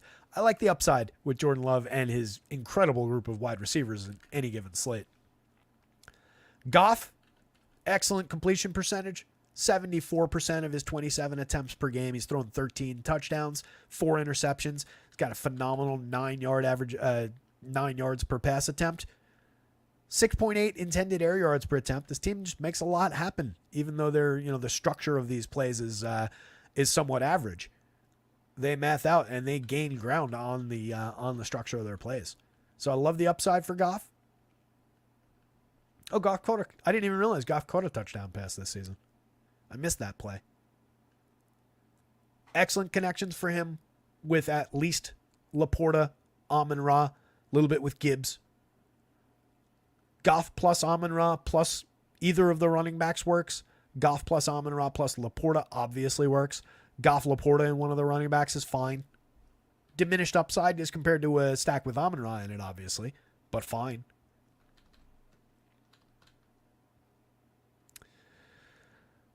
Top 100-yard guy. I mean, there's the obvious answer at the top of the board. It's definitely Amon-Ra. I wanted to try and give you guys something a little bit more interesting than that to work with. I do love the upside for Jahmyr Gibbs in this game. I just think he's a very good running back. They are running into a defense that's been decent, though. 4.3 yards per rush attempt, ranks 8th. So maybe that bites a little bit into Gibbs and Monty's upside as far as the rushing attack goes. 7.3 yards per pass attempt. Been decent defensively as far as scoring output goes, but not the most appealing defense on either side of this one. Detroit's defense, 10th by points, 21st by value. I guess they're okay here, but I really don't want to draw Detroit's defense in what should be a pretty high-scoring game for Green Bay. I think anything they do as far as generating some scoring, unless it's a big defensive touchdown kind of a play, probably gets eradicated by some Green Bay scoring. And their pass rush is greatly diminished. No hutch. Green Bay, 11-4 on both sides, but again, it is just kind of they'll do what they do, but then that's probably just going to get wiped out by some Detroit scoring. So not really my primo go-to spots for defense. Love this game. I'm going to swing back around for this game because it's only on FanDuel. If we don't get to this will be my potential cut just because it's only on FanDuel. If we don't get to this, just real quick, Flacco's back. Love the connection that he and Josh Downs demonstrated in his game. Love Michael Pittman because he's 5,800 today or this week. Pittman is wide receiver 18, but wide receiver 4 by points per dollar. Downs is 13.6. Absolutely dynamite connections there. I think they're excellent bring back plays in stacks of Minnesota. I prefer Minnesota as a stack. They're stacked 2 by points and 1 by points per dollar. But in terms of points per dollar, Indy not far behind. Stack 10 by points, 3 by points per dollar on your FanDuel slate. So excellent options there, and these guys should be improved by playing with Flacco. Taylor's questionable. If he doesn't go, you get the obvious downstream upside for the Trey Sermons of the world. Not going to sweat that right now. If Taylor's in there, he's perfectly playable. Jones ranks great. Very productive running back. Action in the pass and the running game. Love this connection between Darnold and Jefferson. Love a Darnold, Jefferson, and Addison because Addison is a very solid 1A receiver, but they're also getting TJ Hawkinson back. He ranks 7 and 3 by points and points per dollar. Excellent weapons in this game. Love the upside. Love the late night hammer on FanDuel. We'll try and swing back around for a little bit more depth on it. How's that for efficiency? 45.5 point total. Philly favored by 7.5. Workable pieces and parts on the Jacksonville side. I don't mind a Brian Thomas as a standalone receiver. He ranks 20th and 36th, 21st and 33rd. Those are playable marks. Evan Engram ranks as tight end 7 by points, 9 by points on FanDuel, but slips by points per dollar in double-digit range, worse so on the DraftKings slate where he's 5,300. What I like about Engram is he's typically a target monster at the position. He drew a ton of targets last season, and I think it kind of went underappreciated because he only turned it into adequate output. But in a PPR sense especially, Engram is definitely appealing. Caught 10 of 10 back in week 6 for 102 yards, for example. 5 of 5 in week 7, turned that only into 35 yards, 4 of 5 for 36 and a touchdown last week. Does have some scoring upside, but I just think the nature of the targeting always is going to lead him to at least be a reasonable play. Not too costly. A guy you can book into the spot and expect 4 to 5 catches and a variety of scoring production. Thomas on the season, 5 touchdown catches on a 12.6 yard ADOT, 6.1 targets per game coming from Trevor Lawrence. Their best passing connection by far this season. Returning 11.7 yards per target on that significant ADOT, 29% of the team's air yards, and it's a good touchdown total for the young receivers. So I like the upside there. I don't know that it comes in stacks with Lawrence. Lawrence doesn't grade out great. 21st on FanDuel, 19-15 on DraftKings. He's only been okay this season. I think the trip to London did him a little bit of good. Last time out, 308 yards on 21 of 32 passing, 2 touchdowns and an interception against Green Bay. 15 of 20 in the New England game, the last one in London, 193 yards and a touchdown. Fairly clean game. 23 of 35 for 234 and 2 TDs. His biggest game was 371 yards back in week 5 against Indy. Threw 2 touchdowns in that one as well. He's thrown 2 touchdown passes in 4 of his last 5 games against 3 interceptions. It's not great production, but he's also been over 300 yards twice in that stretch. I feel like we're getting a little better. Overall, it's 11 touchdowns against just 4 interceptions. It's a decent ratio. It's just not the biggest total. 7.6 yards per attempt is solid. A 9.0 intended air yards per attempt number is very solid as far as the nature of the opportunities. He can run with the ball a little bit. He's got a rushing touchdown on the season, 5.3 yards per attempt, but not really a significant runner at 2.5 attempts per game. Travis Etienne's banged up, but so is Tank Bigsby. Normally, we want to go directly to Tank for his ridiculous production if Etienne's out. If one plays and the other doesn't, the guy who plays is the guy that you want. Tank has gained 5.8 yards per attempt on 10.6 carries a game this season and scored 4 times on his limited involvement. Etienne's only been in the end zone twice in the running game and not at all in the passing game, but he sees a fair amount of opportunities, 9.3 carries and 3.8 targets a game. Good involvement, was a more productive player last year. He's not super expensive, but quite honestly, the guy I'd rather have, I think, is Tank. So if Etienne doesn't play and Tank does, you'll see his ratings go up. You'll see his projection go up. And that's just kind of a easy go-to decision. Both guys were limited in practices on Friday. Bigsby's dealing with a... I'm sorry. And by the way, all these guys are hurt. Bigsby's dealing with an ankle. Etienne's dealing with a hamstring. And Brian Thomas, who I forgot to mention, has a chest injury of some sort. I'm not sure what actually happened there. Among all 3 skill players, the best option is probably Brian Thomas, just given the scoring output. But Tank is really interesting as a runner if he gets full opportunities. 18 carries for 78 in week 8, 26 carries for 118 yards in week 7 against New England, 2 touchdowns in that one. 13 carries for 101 yards and 2 touchdowns against Indy in week 5. The week 7 game against New England was kind of obscured by being in London. Maybe people miss it. Tank's no secret, but maybe he slips by just with the shaky nature of who's going to play, who's not going to play. Gabe Davis, nothing more than a mix and match receiver who doesn't really rate out well. Parker Washington, even worse. No real upside down the board as far as those guys go. If both Etienne and Tank Bigsby don't play, then I think everything falls to poor Ernest Johnson here, who would become a little bit of a value piece, 47,500. Ernest carried the ball 9 times for 38 yards in the Week 7 game in London against New England, 6 times for 28 yards in Week 6 against Chicago.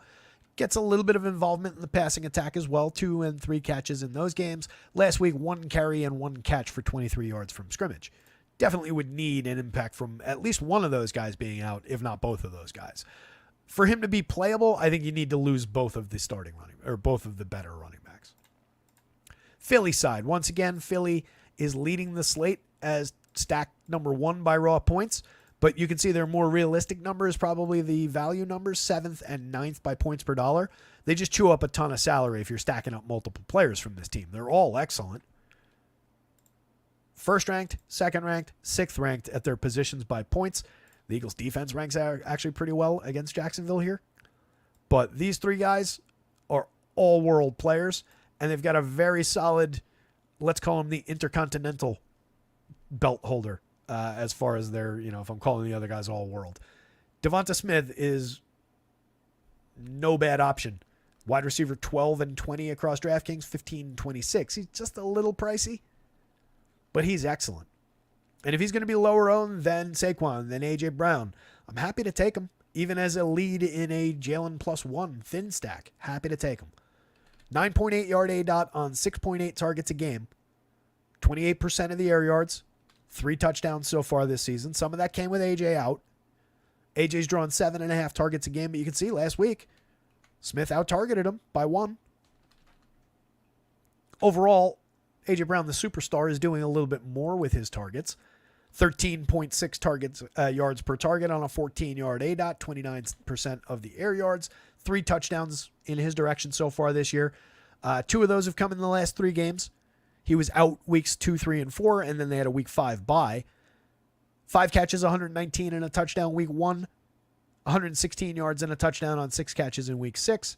And then 89 and an 84-yard game. So he hasn't been under 80 yards in his 4 games this season. We know that that's a dynamite receiver. Saquon is ridiculous.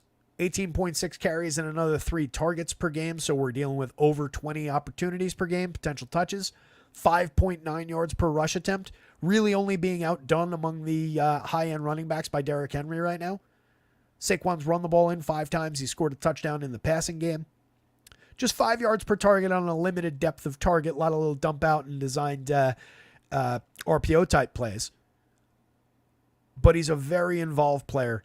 Anytime we can book 20 potential touches, we want to do it. And especially when it comes from a super duper star talent like that, who can put large scores on top of just the volume, even at a high salary. Love Saquon. Love the upside for Hurts.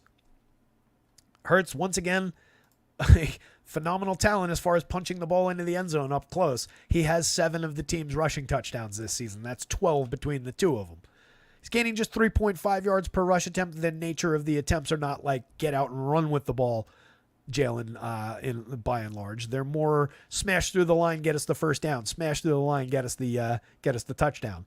We'll have 4 guys pushing you from behind. Overall in the pass game, 8 touchdowns, 4 interceptions. Not great, but a lot of that, again, came with AJ out. So expect enhanced passing upside.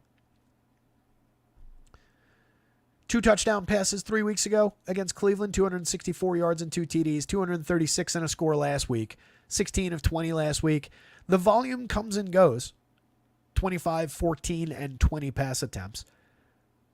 When you're blowing out the Giants, it doesn't really matter that you throw the ball that much. You didn't really need to do that much. When he needs to do something, perfectly capable of doing.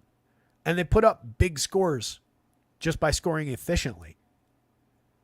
So no real concerns about the 27 attempts per game, especially because he's just padding that with his rushing acumen or his rush scoring acumen. Grant Calcaterra in at the tight end position provides a little bit maybe of salary relief. It's kind of just in the raw form though.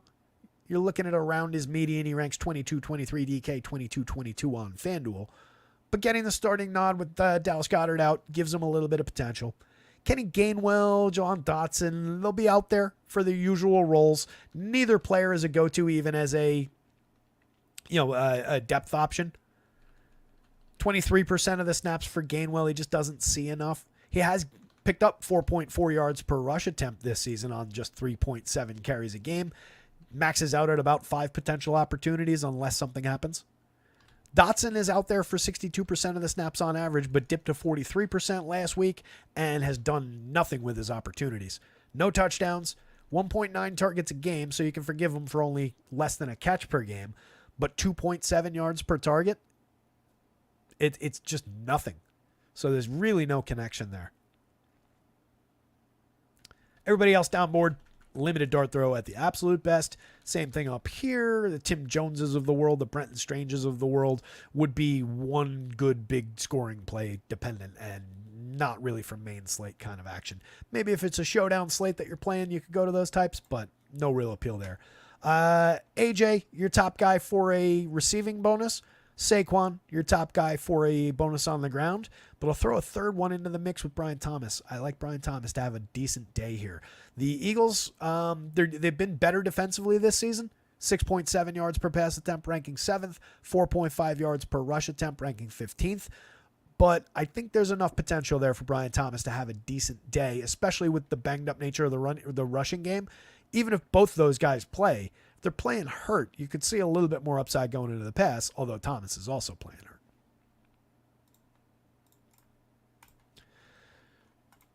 $5.58. Okay. 558.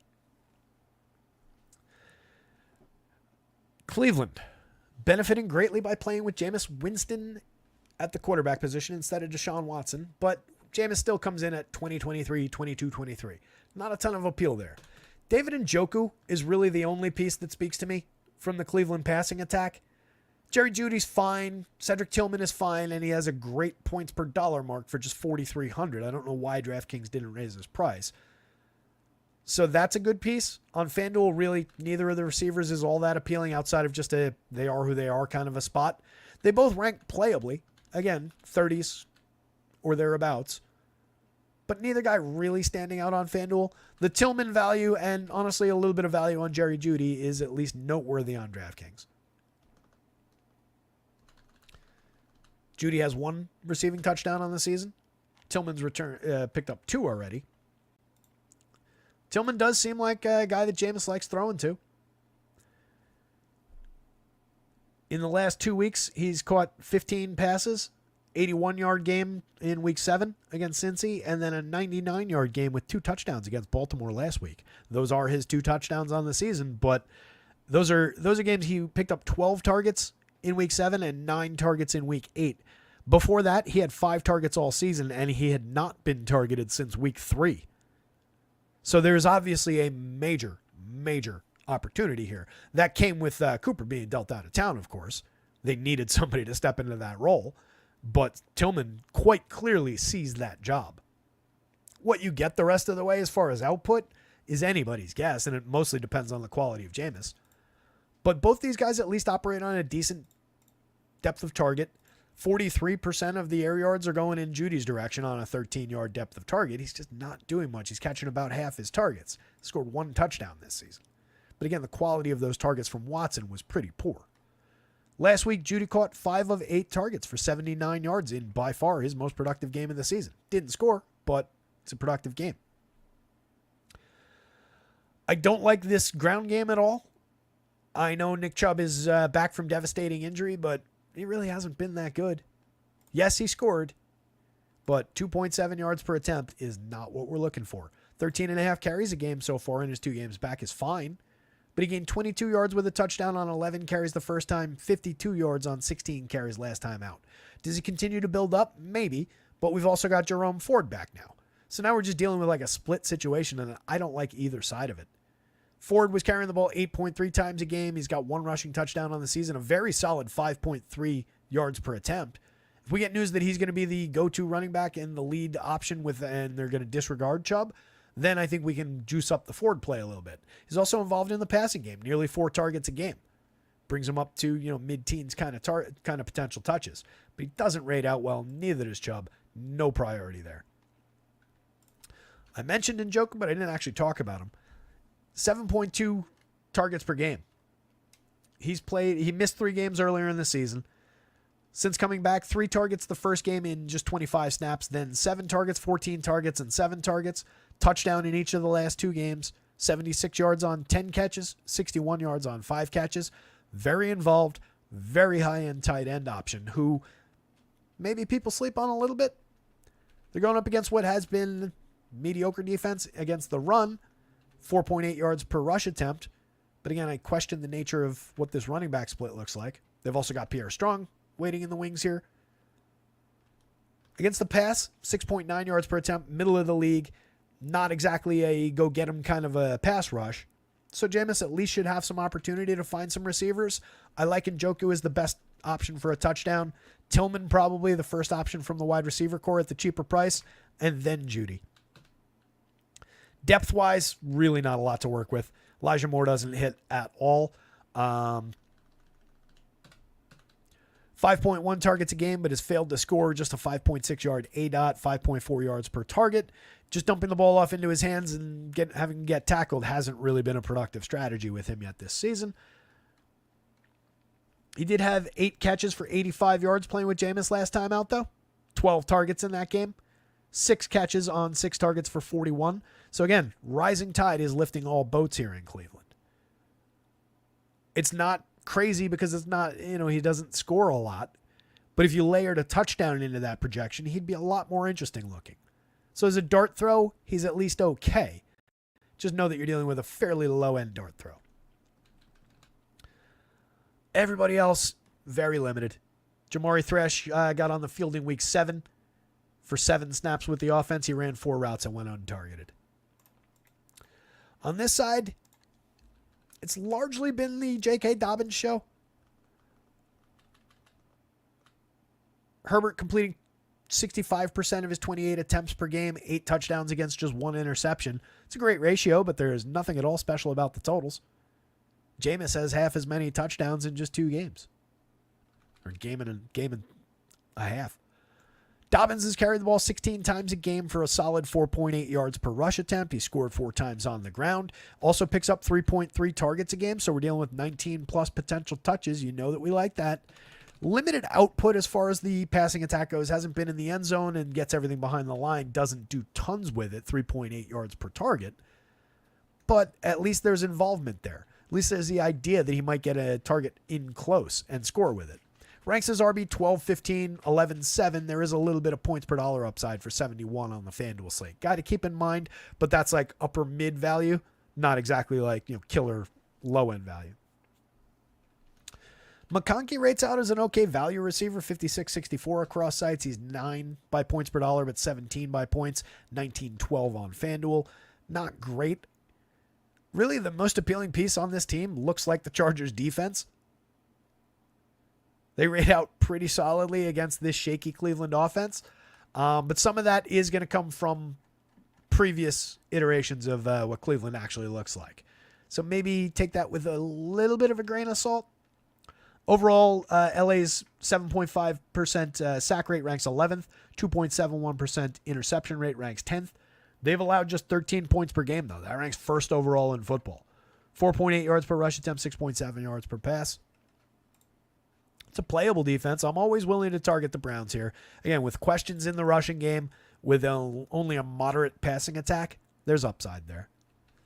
As far as your depth receiving options, Quentin Johnston's supposed to be back here. 4.4 targets a game for him. He scored 3 times in the passing game.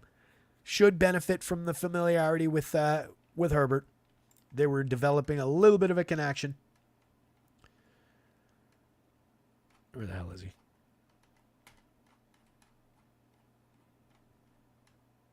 Johnston missed the last 2. Caught just 3 passes for 22 in week 6. They had a bye in week 5, and he caught 1 for 9 yards in week 4 on 5 targets. That was an ugly one. But had back-to-back touchdown scoring weeks in weeks 2 and 3. We got to go back in time to find the quality with this team, but it was there. Josh Palmer, pretty limited, 3.7 targets a game. At least it comes on an 11.7 yard ADOT, but hasn't scored this season. Just a meh option. Will Dissly, I believe, is still banged up. He draws 4.7 targets a game. He's also failed to score. Very limited as far as the nature of the targets. There's really not a lot to like down the depth chart here. A couple targets going in Simi Fajoko's direction, but they might have DJ Shark back on the field. He's currently questionable. Has been rumored to be making it back each of the last 2 or 3 weeks. No real love on any of those options. If we get a little clarity, maybe one guy outdraws the other in the projection and you see him get up into the 4.5, maybe 5 range. But right now, neither guy is a priority at all. Hayden Hurst, a depth tight end who doesn't really grade out well. Kimani Vidal, second string running back who doesn't really grade out well. It's a low end game, 42-point total. 2-point spread. Could be a clash of just ugliness. There is some point per dollar value in the Charger stack, though. I'll give them that much. 4th ranked on both sides by points per dollar. 17th and 19th by points, though. They're kind of just cheap. When you get a $5,300 quarterback on DK, that's pretty effective.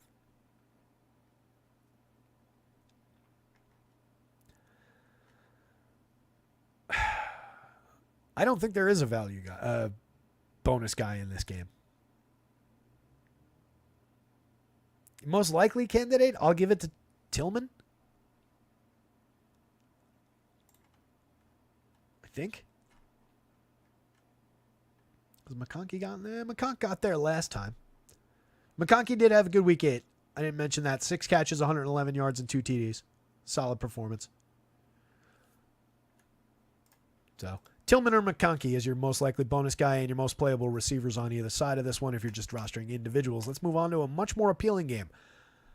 Rams in Seattle. 48.5 point total toward the end of the slate in the afternoon. Love saving up spots for this game specifically, and then the nightcap on FanDuel. A lot of passing upside in this one.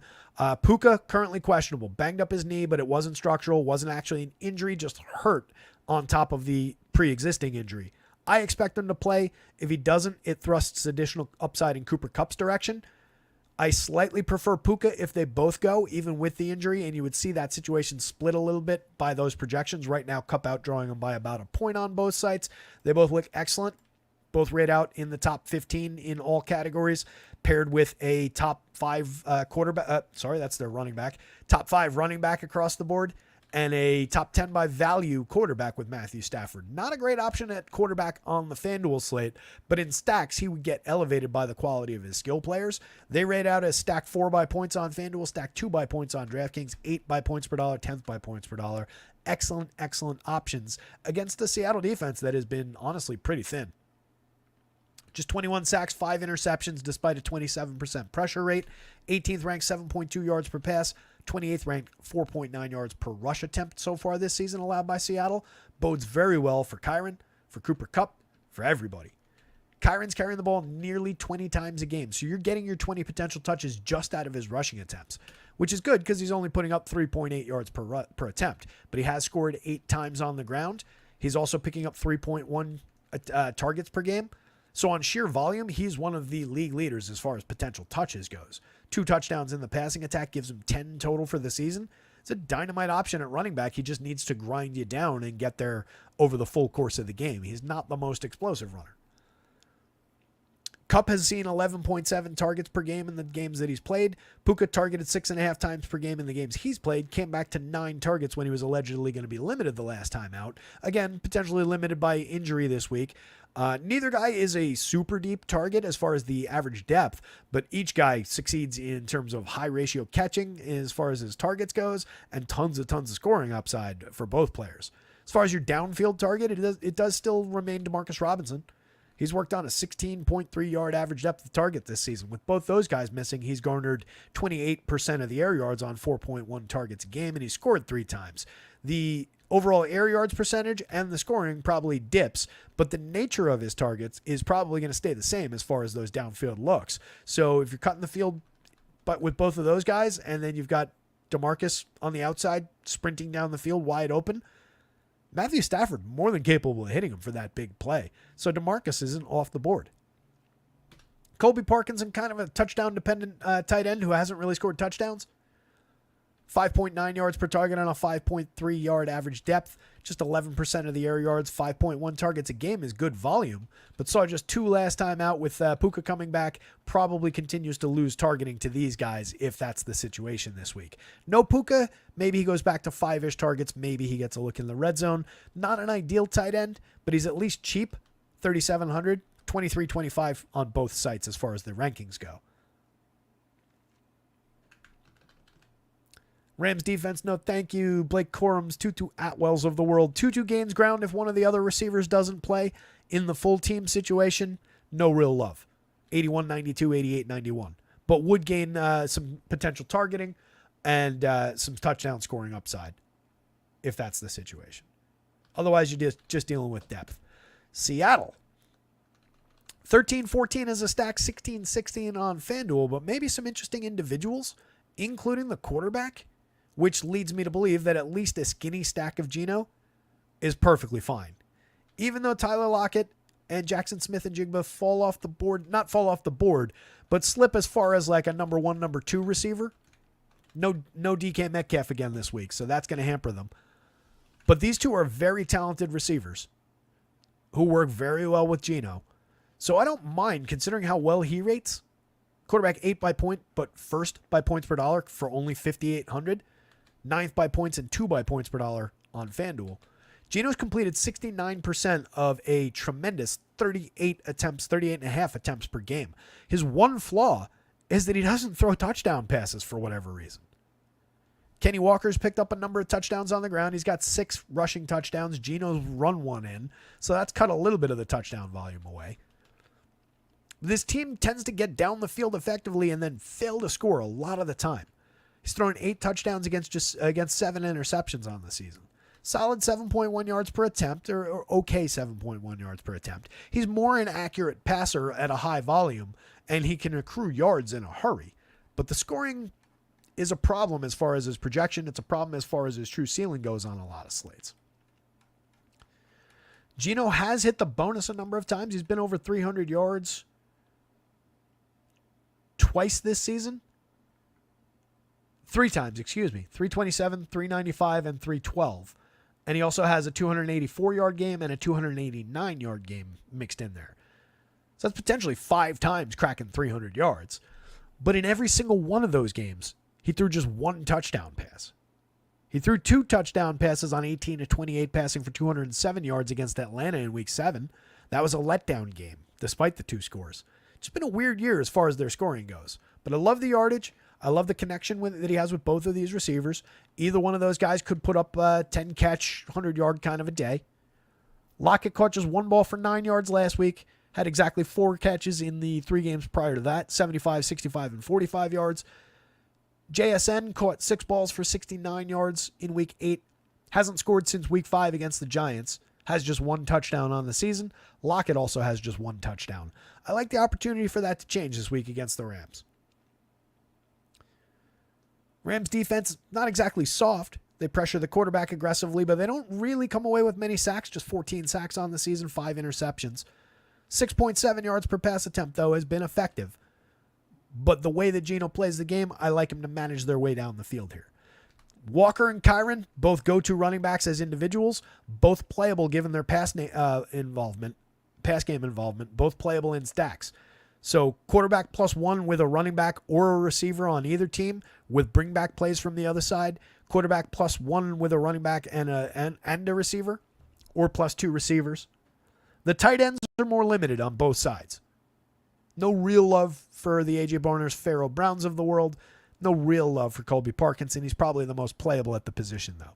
Jake Bobo is a depth receiver for Seattle. Kind of interesting. Big dude. Hasn't really done much, but kind of the idea that he represents at least a decent big-bodied target for Geno to throw to in the red zone if they ever manage to throw one in the red zone.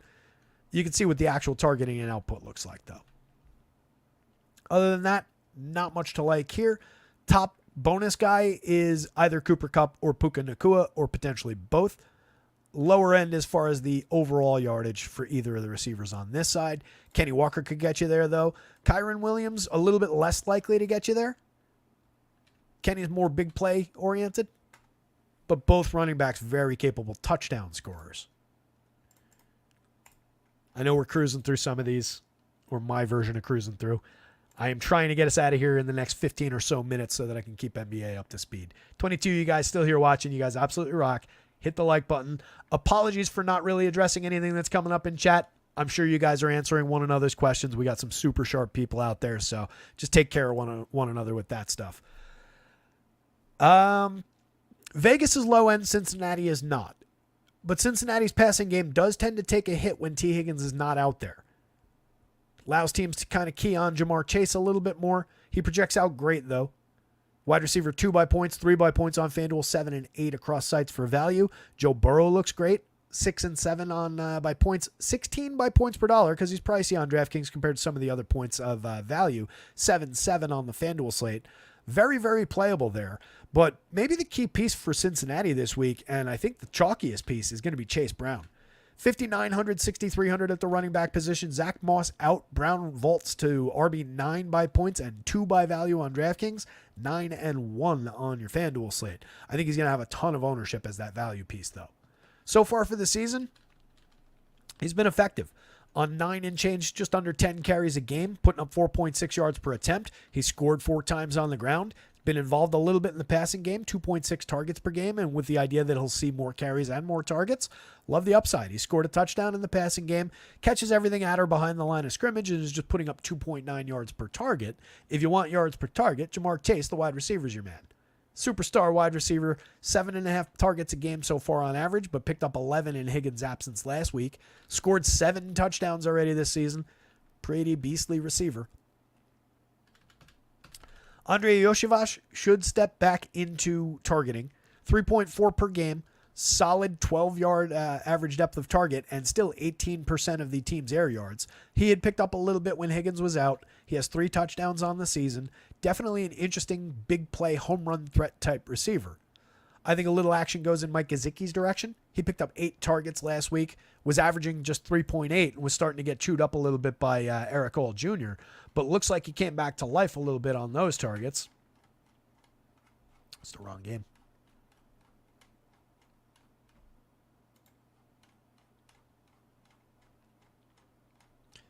It's not worth scrolling for. He caught 7 of those for 73 yards. That was his second biggest game of the season. Back in week 2, he caught 7 balls for 91 yards. Mike Gesicki is a good veteran tight end, but he's yet to score a touchdown this season, like a lot of tight ends out there. Given a little bit of involvement, given volume with T. Higgins out, given the idea that his touchdown ability hasn't gone away, they targeted him in the red zone last week. He just didn't convert it. 2 targets in the red zone in weeks 1 and 2. I think he's kind of fended Eric All off, at least for a little while. All caught 2 of 2 for 32 yards on 14 routes last week. 1 target that he didn't catch on 16 routes the week before. Gesicki ran 24 routes last week, played 31 snaps. So solid bounce back there. I think we're okay with Gesicki. Jermaine Burton down the depth chart as a receiver is drawing just 0.7 targets per game. Targeted 3 times and caught 1 ball for 41 yards on 19 routes run in last week's game. Presumably we're coming back to similar opportunities. This is obviously going to come down. He's not going to have a near 30-yard average depth of target all season. But as far as another big play home run threat for a very, very cheap price, who will see a realistic 3 targets, it's not the worst idea in the world if you're going to this team heavily. As a standalone guy, he's a total dart throw. Functions better in stacks. This is stack 8-7 and 2-5 by value. So there is clear upside here. They're going up against a defense that ranks 29th with 8.1 yards allowed per pass attempt. 4.6 yards allowed per rush attempt ranks them 20th. Cincinnati easily good enough to exploit this bad Vegas team. Gardner Minshew at the helm for Vegas. Does not rank great outside of maybe a little points per dollar, but that's more he's just cheap at 4,500 than he really shows significant value upside. This is stack 18, but 11 by value because of that. 2020 is more accurate on the FanDuel slate. Not much support from a bad running game, but Alexander Madison is the lead banana there. He ranks 19-13 and 21-6 because he's very cheap at the position on FanDuel for 5,900. He's basically priced like Tyler Algier is, with maybe a little bit more opportunity. 10.4 carries a game. He scored 3 times, but he's only gaining 3.2 yards per rush attempt. Fortunately for him, Zamir White has only gained 3 yards per rush attempt, 9 carries a game. This is a bad rushing attack either way. Jacoby Myers is their most interesting receiver. Jacoby's caught picked up 7.2 targets a game, catching 5.2 balls a game. He's only scored twice this season, but does have a nose for the end zone most of the time. 8-yard average depth of target is exceeded by both Trey Tucker and DJ Turner in terms of downfield opportunities, but Myers is the clear go-to first read and gets most of the first reads inside the red zone. Tucker, just 1 touchdown on an 11.4, 1 touchdown on an 11.8 yard ADOT for Turner. More of the targets go in Tucker's direction, 4.5, nearly 5, 2.5 for Turner. And then at the tight end position, Brock Bowers is probably their most interesting overall player. Second-ranked tight end on DraftKings by points, but 11 points per dollar. First and 7th on FanDuel. 8.1 targets a game. Scored his first touchdown. When did that come?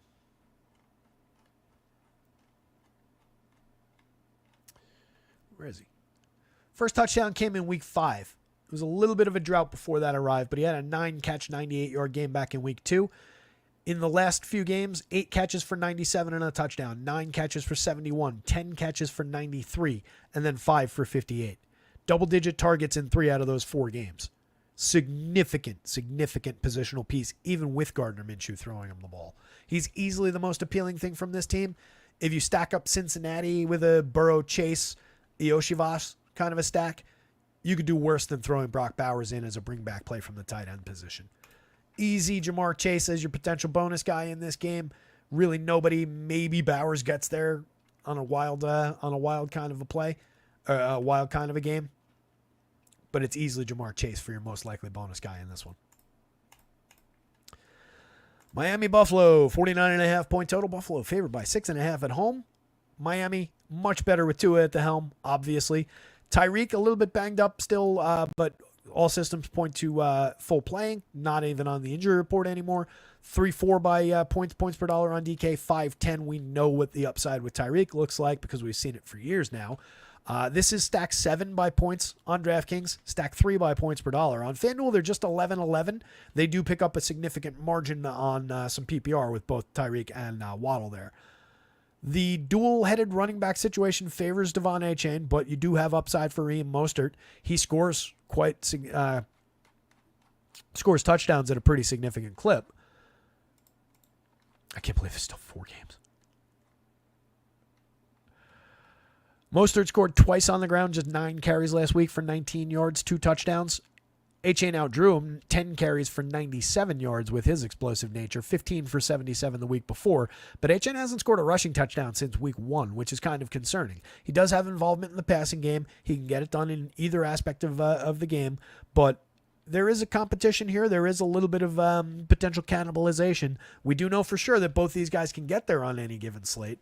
But I lean a little bit toward A-Chain, but Mostert might be your more likely scorer. Either way, these guys will benefit from playing a pretty soft rush defense. 4.8 yards allowed per rush attempt, ranks 27th. 6.5 yards per pass attempt. They've been pretty decent against the pass as far as yardage goes. Not really aggressive as far as getting to the QB. Shouldn't be a problem for Tua. Hopefully he stays upright for the full game. In terms of the receivers, 5.1 targets going in Waddle's direction, but again, some of that came with the garbage quarterbacks they've been playing. 7.3 targets going in Tyreek's direction. That went up to 9. Waddle saw 6 last week with Tua back at the helm. 12.4 yard average depth for Tyreek, 8.2 for Waddle. 1 touchdown between the 2 receivers this year is nowhere near what the expectation was coming into this year. It is a 4-man offense with 2 wide receivers, 2 running backs, and then you get into a decent enough tight end in Jonnu Smith. 6 targets last week. He's picked up 4.9 on average. He's got one of their few receiving touchdowns on the year. A 6.2 yard ADOT. He's somewhat touchdown dependent, I think. Did give us 20 yards for our 4 catches last week, but had a 96-yard game with a touchdown on 7 catches, 7 targets in week 7 against Indy. Solid roulette score, or solid slot machine score there. So Jonnu's a little bit involved. Jalen Wright is a talent, but he's buried behind the other running backs. Durham Smythe, don't think there's much there.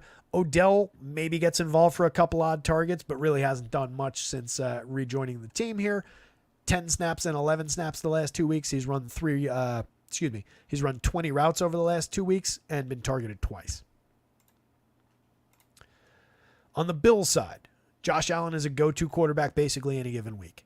They're a hyper-efficient offense. 3.5 touchdowns a game ranks them 3rd in the league, and they run the fewest plays in football. Just ridiculous efficiency. Benefits greatly from now having Amari Cooper in the fold. Cooper's banged up, questionable with a wrist, practiced on a limited basis. I fully expect him to be out there. Caught 4 passes for 66 and a touchdown in his first week. Dipped to 1 catch for 3 yards in their most recent game. Keon Coleman had 5 catches for 70 and a touchdown in that one. And Khalil Shakir had a big day, 9 catches for 107 yards in that game. So they went a little bit away from Cooper, but I expect them to come right back to their new toy if they get the chance. Both Shakir and Coleman have remained interesting, though. 7 targets in each of the 2 weeks with Cooper in the fold for Coleman. 7 targets and 10 targets over that stretch for Shakir. So they're just taking to the air aggressively, and I like the options for all 3 of those receivers.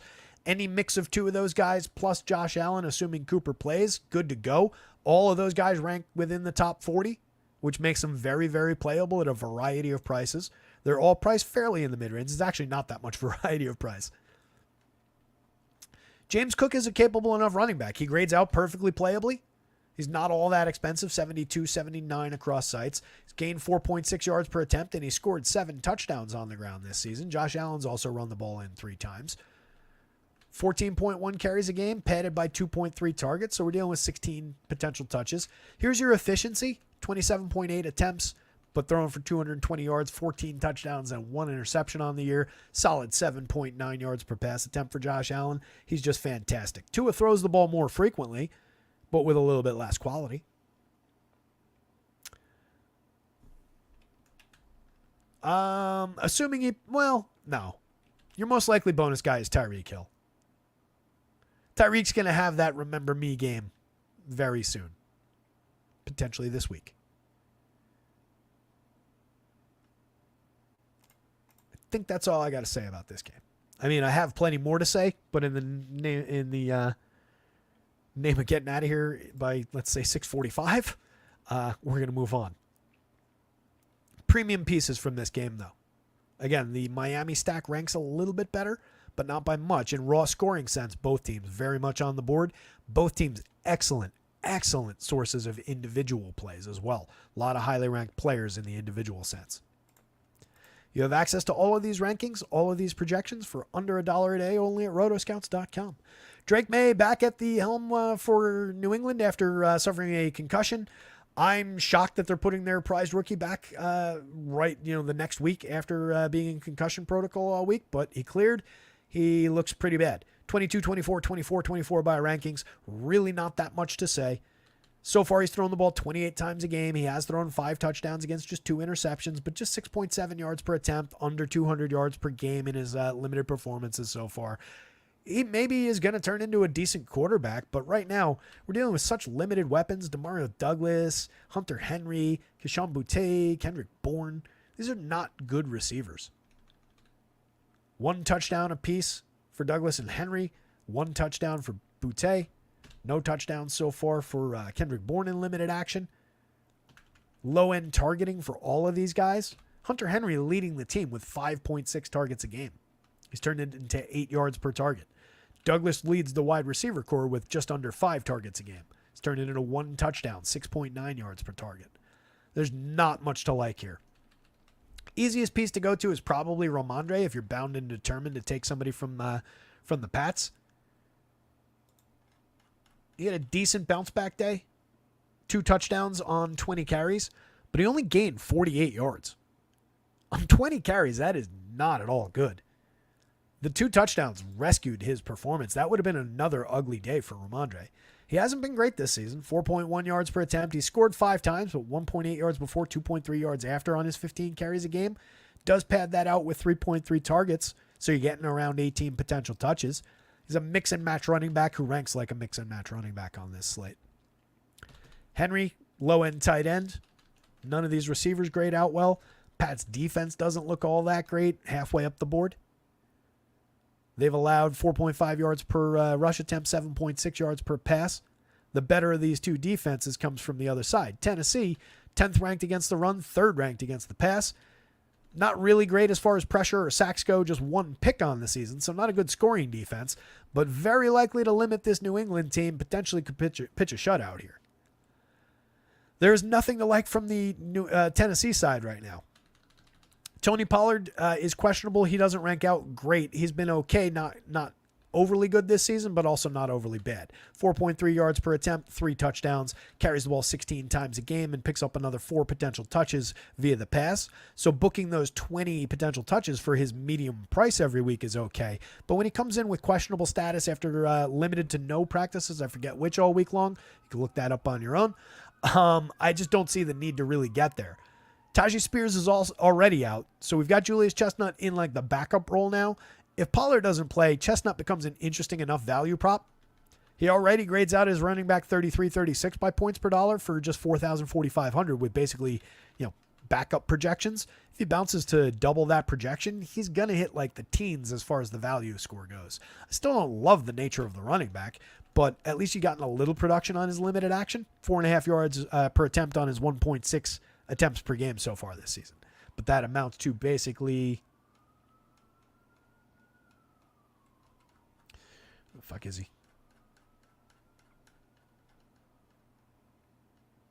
That amounts to 7 carries last week for 32 yards, 3 carries the week before for 15, and 1 carry for 2 yards. So temper expectations. But if he's the go-to guy, then maybe.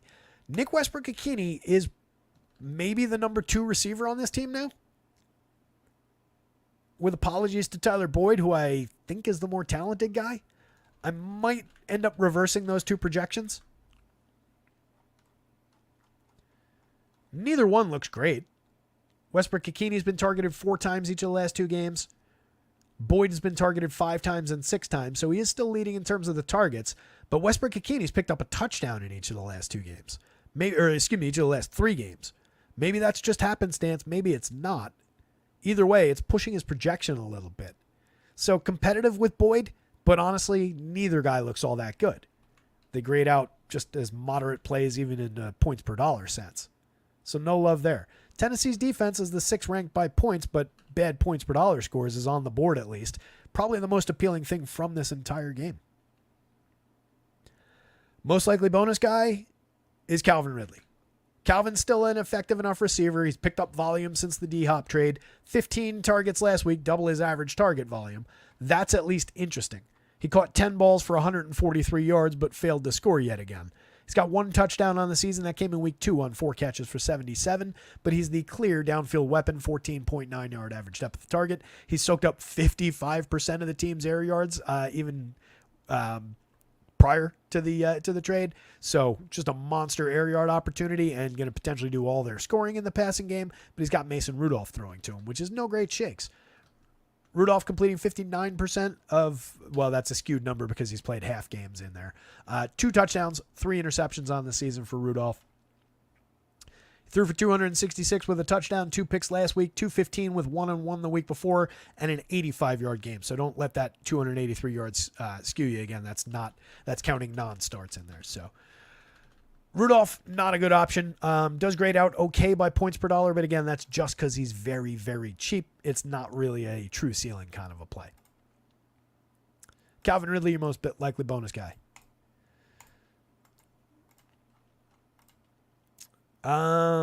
Everything from Carolina sucks. Bryce Young back kind of ruins all the receiving options, and none of them were all that appealing to begin with. Leggett drawing 4.4 targets per game. Coker up to 3 targets a game. They saw 7 and 6 in their most recent performance. They do both get downfield a little bit, but Bryce Young has a significant problem hitting downfield receivers. 3 touchdowns on the year for Leggett, 1 for Coker. Mix and match plays at best, and not really all that appealing outside of just being just raw cheap in other lineups, and no appeal here for the stack. This is like your bottom rank stack. Chuba Hubbard is at least a little bit interesting because New Orleans has given up 5.2 yards per rush attempt to rank 31st in football. So as a standalone guy, we'd probably get some Chuba. 14th and 9th by points per dollar on DraftKings, 15.5 on FanDuel. He's the only thing that I like at all from Carolina. He's been good this season. 5 yards per rush attempt on 14.8 carries per game. Just 3 touchdowns, but a lot of that not really his fault. He can only do so much out there. On his own, he's fine. Stacking this team up is just kind of a non-starter. David Moore will see a few cheap targets. Jonathan Mingo might see a cheap downfield target. Nothing to love at the tight end position. Do not play their defense. The key pieces here, Alvin Kamara, Derek Carr, Chris Olave. Outside of that, this New Orleans team is so banged up that I don't know that I want too much out of the tight end spot. Taysom Hill, Juwan Johnson, presumably splitting most of the tight end opportunity. Mason Tipton will check in fairly cheap. Bub is out. Cedric Wilson is banged up. He might not play. He also checks in cheap. But I think I'm just kind of staying in this territory. And really, the guy that I want is this guy who looks quite elite this week.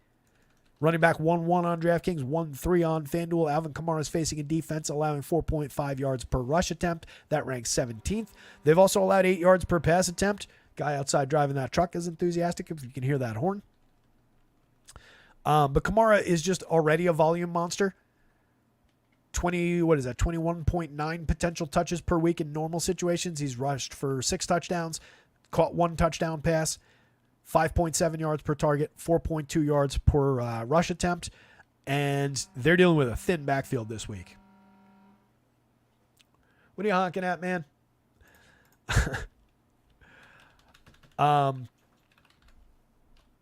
Yeah, thinned out backfield with no Jamal there this week, so presumably more opportunities go to Kamara, and they just have somebody from the depth chart like Jordan Mims spell him for a couple of carries. But this is going to be a heavy Alvin Kamara week by all accounts. Derek Carr, Chris Olave, as far as a connection goes, not bad. Carr's completed 70% of his 25.6 pass attempts. He's missed a couple games. Coming back, 8 touchdowns, 4 interceptions. Olave, their lead receiver, has just one touchdown catch on the season on a 10.5 yard ADOT. 6.1 targets a game, leads the team by a wide margin, though. Taysom Hill, just kind of a gadget player. He runs a few, he catches a few. He's got a little bit of touchdown scoring potential. Most of it's come on the ground this year. 2 touchdowns rushing, no touchdowns receiving. He has thrown the ball not at all. It looks like he attempted to throw one pass that didn't get credited here. I don't know. -5 intended air yards per attempt without a pass attempt. I can't really explain that, but whatever. Different sources is how I explain that. I do think between the tight ends, Juwan Johnson is still the more interesting pass catcher, but playing 58% of the snaps and drawing 3 targets a game doesn't really help you score touchdowns. He's got just 1 on the season. He's more interesting with volume. Neither of these guys is all that appealing outside of cheap dart throws to pair with Carr in a +2 stack, but these 3 guys are just your easy go-tos. And then probably my next person in is Juwan Johnson or Taysom Hill. Kamara's a priority. This stack grades out great because of some of the points per dollar options. 9th by points on both sites, but 1st and 2nd by points per dollar. They have every opportunity in the world to exploit a terrible Carolina defense and run away with this game. 43.5 point total in their favor by 7.5. Alvin Kamara, easily your top option for a bonus. Chuba Hubbard and Chris Olave, though, not far behind. Chuba Hubbard is a bring-back play in Carolina, in New Orleans stacks, sure thing. New Orleans guys in a bring-back play of Carolina stacks, you're out of your mind because you shouldn't be stacking Carolina. Washington and the Giants. With apologies to the FanDuel players, I did do a very quick rundown on the late game in the middle of the show. I'm not going to swing back just because it's 6:40. I got to get to basketball here. The Giants are terrible. Tyrone Tracy is coming back. He's going to bite back into Devin Singletary, who is gaining a little bit of ground because Washington is not good at stopping the run. That should benefit Tyrone Tracy, who cleared protocol. 5.1 yards allowed per rush attempt on the season by Washington, ranks 29th. 7.5 yards per pass attempt, ranks 22nd. They have gotten to the quarterback a little bit. Giants get to the quarterback more. Giants have 35 sacks on the season. The Commanders have 22 sacks. 24.3% pressure for the Giants, 27.8% pressure for the Commanders. Daniel Jones is the worst quarterback in football. I won't hear any arguments about it, at least not on short time. 6 touchdowns, 5 interceptions, 6.1 yards per attempt on 35 attempts per game. We're gaining just 213.25 yards per game. He's got a phenomenal target in Malik Neighbors. He's throwing the ball to him a ton. He averages 12.2 targets a game. That's got to be leading the league. 13 targets last time out. 7.7 catches a game because the delivery of the targets is so poor. He scored 3 times on 41.9% of the team's air yards.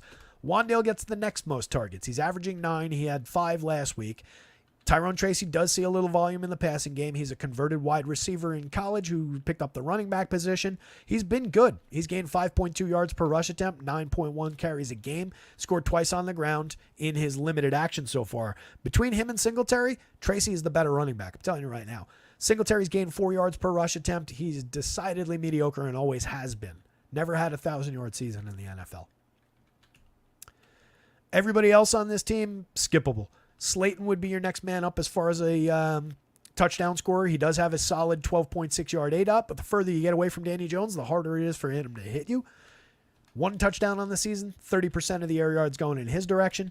Theo Johnson's picked up a few targets here and there. He is the starting tight end, but 2.5 targets a game, no touchdowns on the season, a limited 6 yard ADOT. They've looked his way a couple times in the red zone. He hasn't converted, but maybe there's a cheap touchdown there. This is not really the guy to go find it with because he's more likely than not giving you a 0. Jaden Daniels is fantastic. Should benefit greatly from playing the Giants' pathetic defense. 5.4 yards allowed per rush attempt, ranks 32nd. That should benefit Brian Robinson Jr. Robinson ranks 2020 and 22-25 at the running back spot. Could pick up a couple additional points before it's all said and done, though, by just the nature of this bad defense. Only thing the Giants do on D is get to the quarterback. A lot of sacks, lead the league in sacks. 1 interception all year. Terrible against the run as far as yards. Terrible against the pass. Allow a lot of points on the season. Everything to like about Jaden Daniels. Daniels has thrown 7 touchdowns, 2 interceptions. Very solid 8.4 yards per pass attempt. I'd like to see more volume, 25 attempts per game is not enough, but he pads it with rush attempts, 9.3 per game, and he's gaining 5.7 yards per attempt. 4 rushing touchdowns on the season, should benefit from running against the Giants. Robinson has 6 rushing touchdowns. Believe he's questionable to play. Keep an eye on status. Obviously, if he doesn't play, you see a little bit of benefit for Austin Eckler, who I don't think is all that good, but would see some touches. And then a little bit of bounce for Jeremy McNichols, who is kind of interesting. If he sees more touches, he's scored 3 times already, and he's picked up 6.3 yards per rush attempt. So if Robinson doesn't go, watch the cheap McNichols share, see what his projection does. Noah Brown, Zach Ertz, your next most targeted guys, 5.6 for the tight end, 4.2 per game for Noah Brown. Ertz picked up 11 targets last week. Ertz knows how to score against the New York Giants. If he knows nothing else about football, I promise you he knows how to score against the New York Giants, and they're pretty bad against the tight end historically. I like the scoring upside for him. He's got just 1 on the season, but I love the volume for a still talented veteran tight end. Brown is a get up and get down the field receiver. 13.3 yard average depth of target on his 4.2 targets per game, 17 and change % of the air yards, 1 touchdown on the season. That ties with Diami Brown and backup tight end Ben Sinnott. But Noah Brown is the more likely of the 2 Browns as far as the wide receiver position goes. Diami's made a couple big plays, but he only draws 1.8 targets a game on an 8.6 yard ADOT. Not exactly ideal positioning as far as those targets goes. Luke McCaffrey's very cheap on both sides. Doesn't really grade out well. He's seen his opportunity diminish, averaging just 1.6 targets a game. A little bit of any given slate touchdown upside for either one of these guys if you're absolutely desperate for a cheap target. And then 3.4 targets a game have gone in Olamide Zacchaeus' direction, which is a little bit of a surprise. Would have expected more for McCaffrey, the rookie, the 3rd-round rookie, than for OZ at this point in his career. But he's picked up a little bit. Targeted 6 times in each of weeks 6 and 7, but went untargeted over 19 routes run in their most recent game against Chicago. So do with that what you will. Every one of those guys is a low-end dart throw as a depth option. It is 6:45. I am going to punch out of this show now. That's the end of this game. Again, if you missed it, a very quick breakdown of the FanDuel only late night hammer. That is my favorite game on the entire FanDuel slate. I'm going to have a ton from that game. Go-to options galore in that one. I broke it down very quickly. Follow the rankings, follow the projections. All those guys are going to be popular, but they're well worth getting to. Differentiate in other ways. As far as this game goes, your most likely bonus guy is the guy I didn't mention, Terry McLaurin. Talked about all the bad receivers, left out the good one. McLaurin garners 46% of the air yards for this team because he is their top receiving option. 15.2 yard ADOT, gets down the field in a significant hurry. 4 touchdowns on the season. Absolutely strong opportunity to exploit a bad Giants defense. This team ranks poorly as far as pieces. I like this connection as a thin stack. I like those 2 guys plus Ertz. I think those guys are better than their ranking might lead you to believe. Those 3 individuals are dragged down a little bit in the overall stack ranking. If I was just ranking those 3, they would grade out higher. So a Daniels, McLaurin, Ertz stack is pretty good. If you wanted to layer Noah Brown in instead of Ertz, it would differentiate you both for price and ownership a little bit in that stack. You guys absolutely rock out there. Thank you for everything. Jump into the Discord with any questions. Again, I'm going to be up all night writing this article, so follow along. I update it game by game as I go. It's going to take the rest of the night to get done, but let me jump right now. I'm going to get basketball projections updated for the 7:30 lock for that. Hopefully not that much has changed. Be nice to me, basketball gods. I got to get some lineups built for that as well. Come on back on Monday. We'll be here for a basketball show, probably a showdown slate show for Monday Night Football. Hit the like. Sign up at rotoscouts.com if you guys get a chance. We'll sleep tomorrow when the games are going on, Greg. That's been my pattern. Sleep with Red Zone on, catch up later on, rewind, watch some highlights.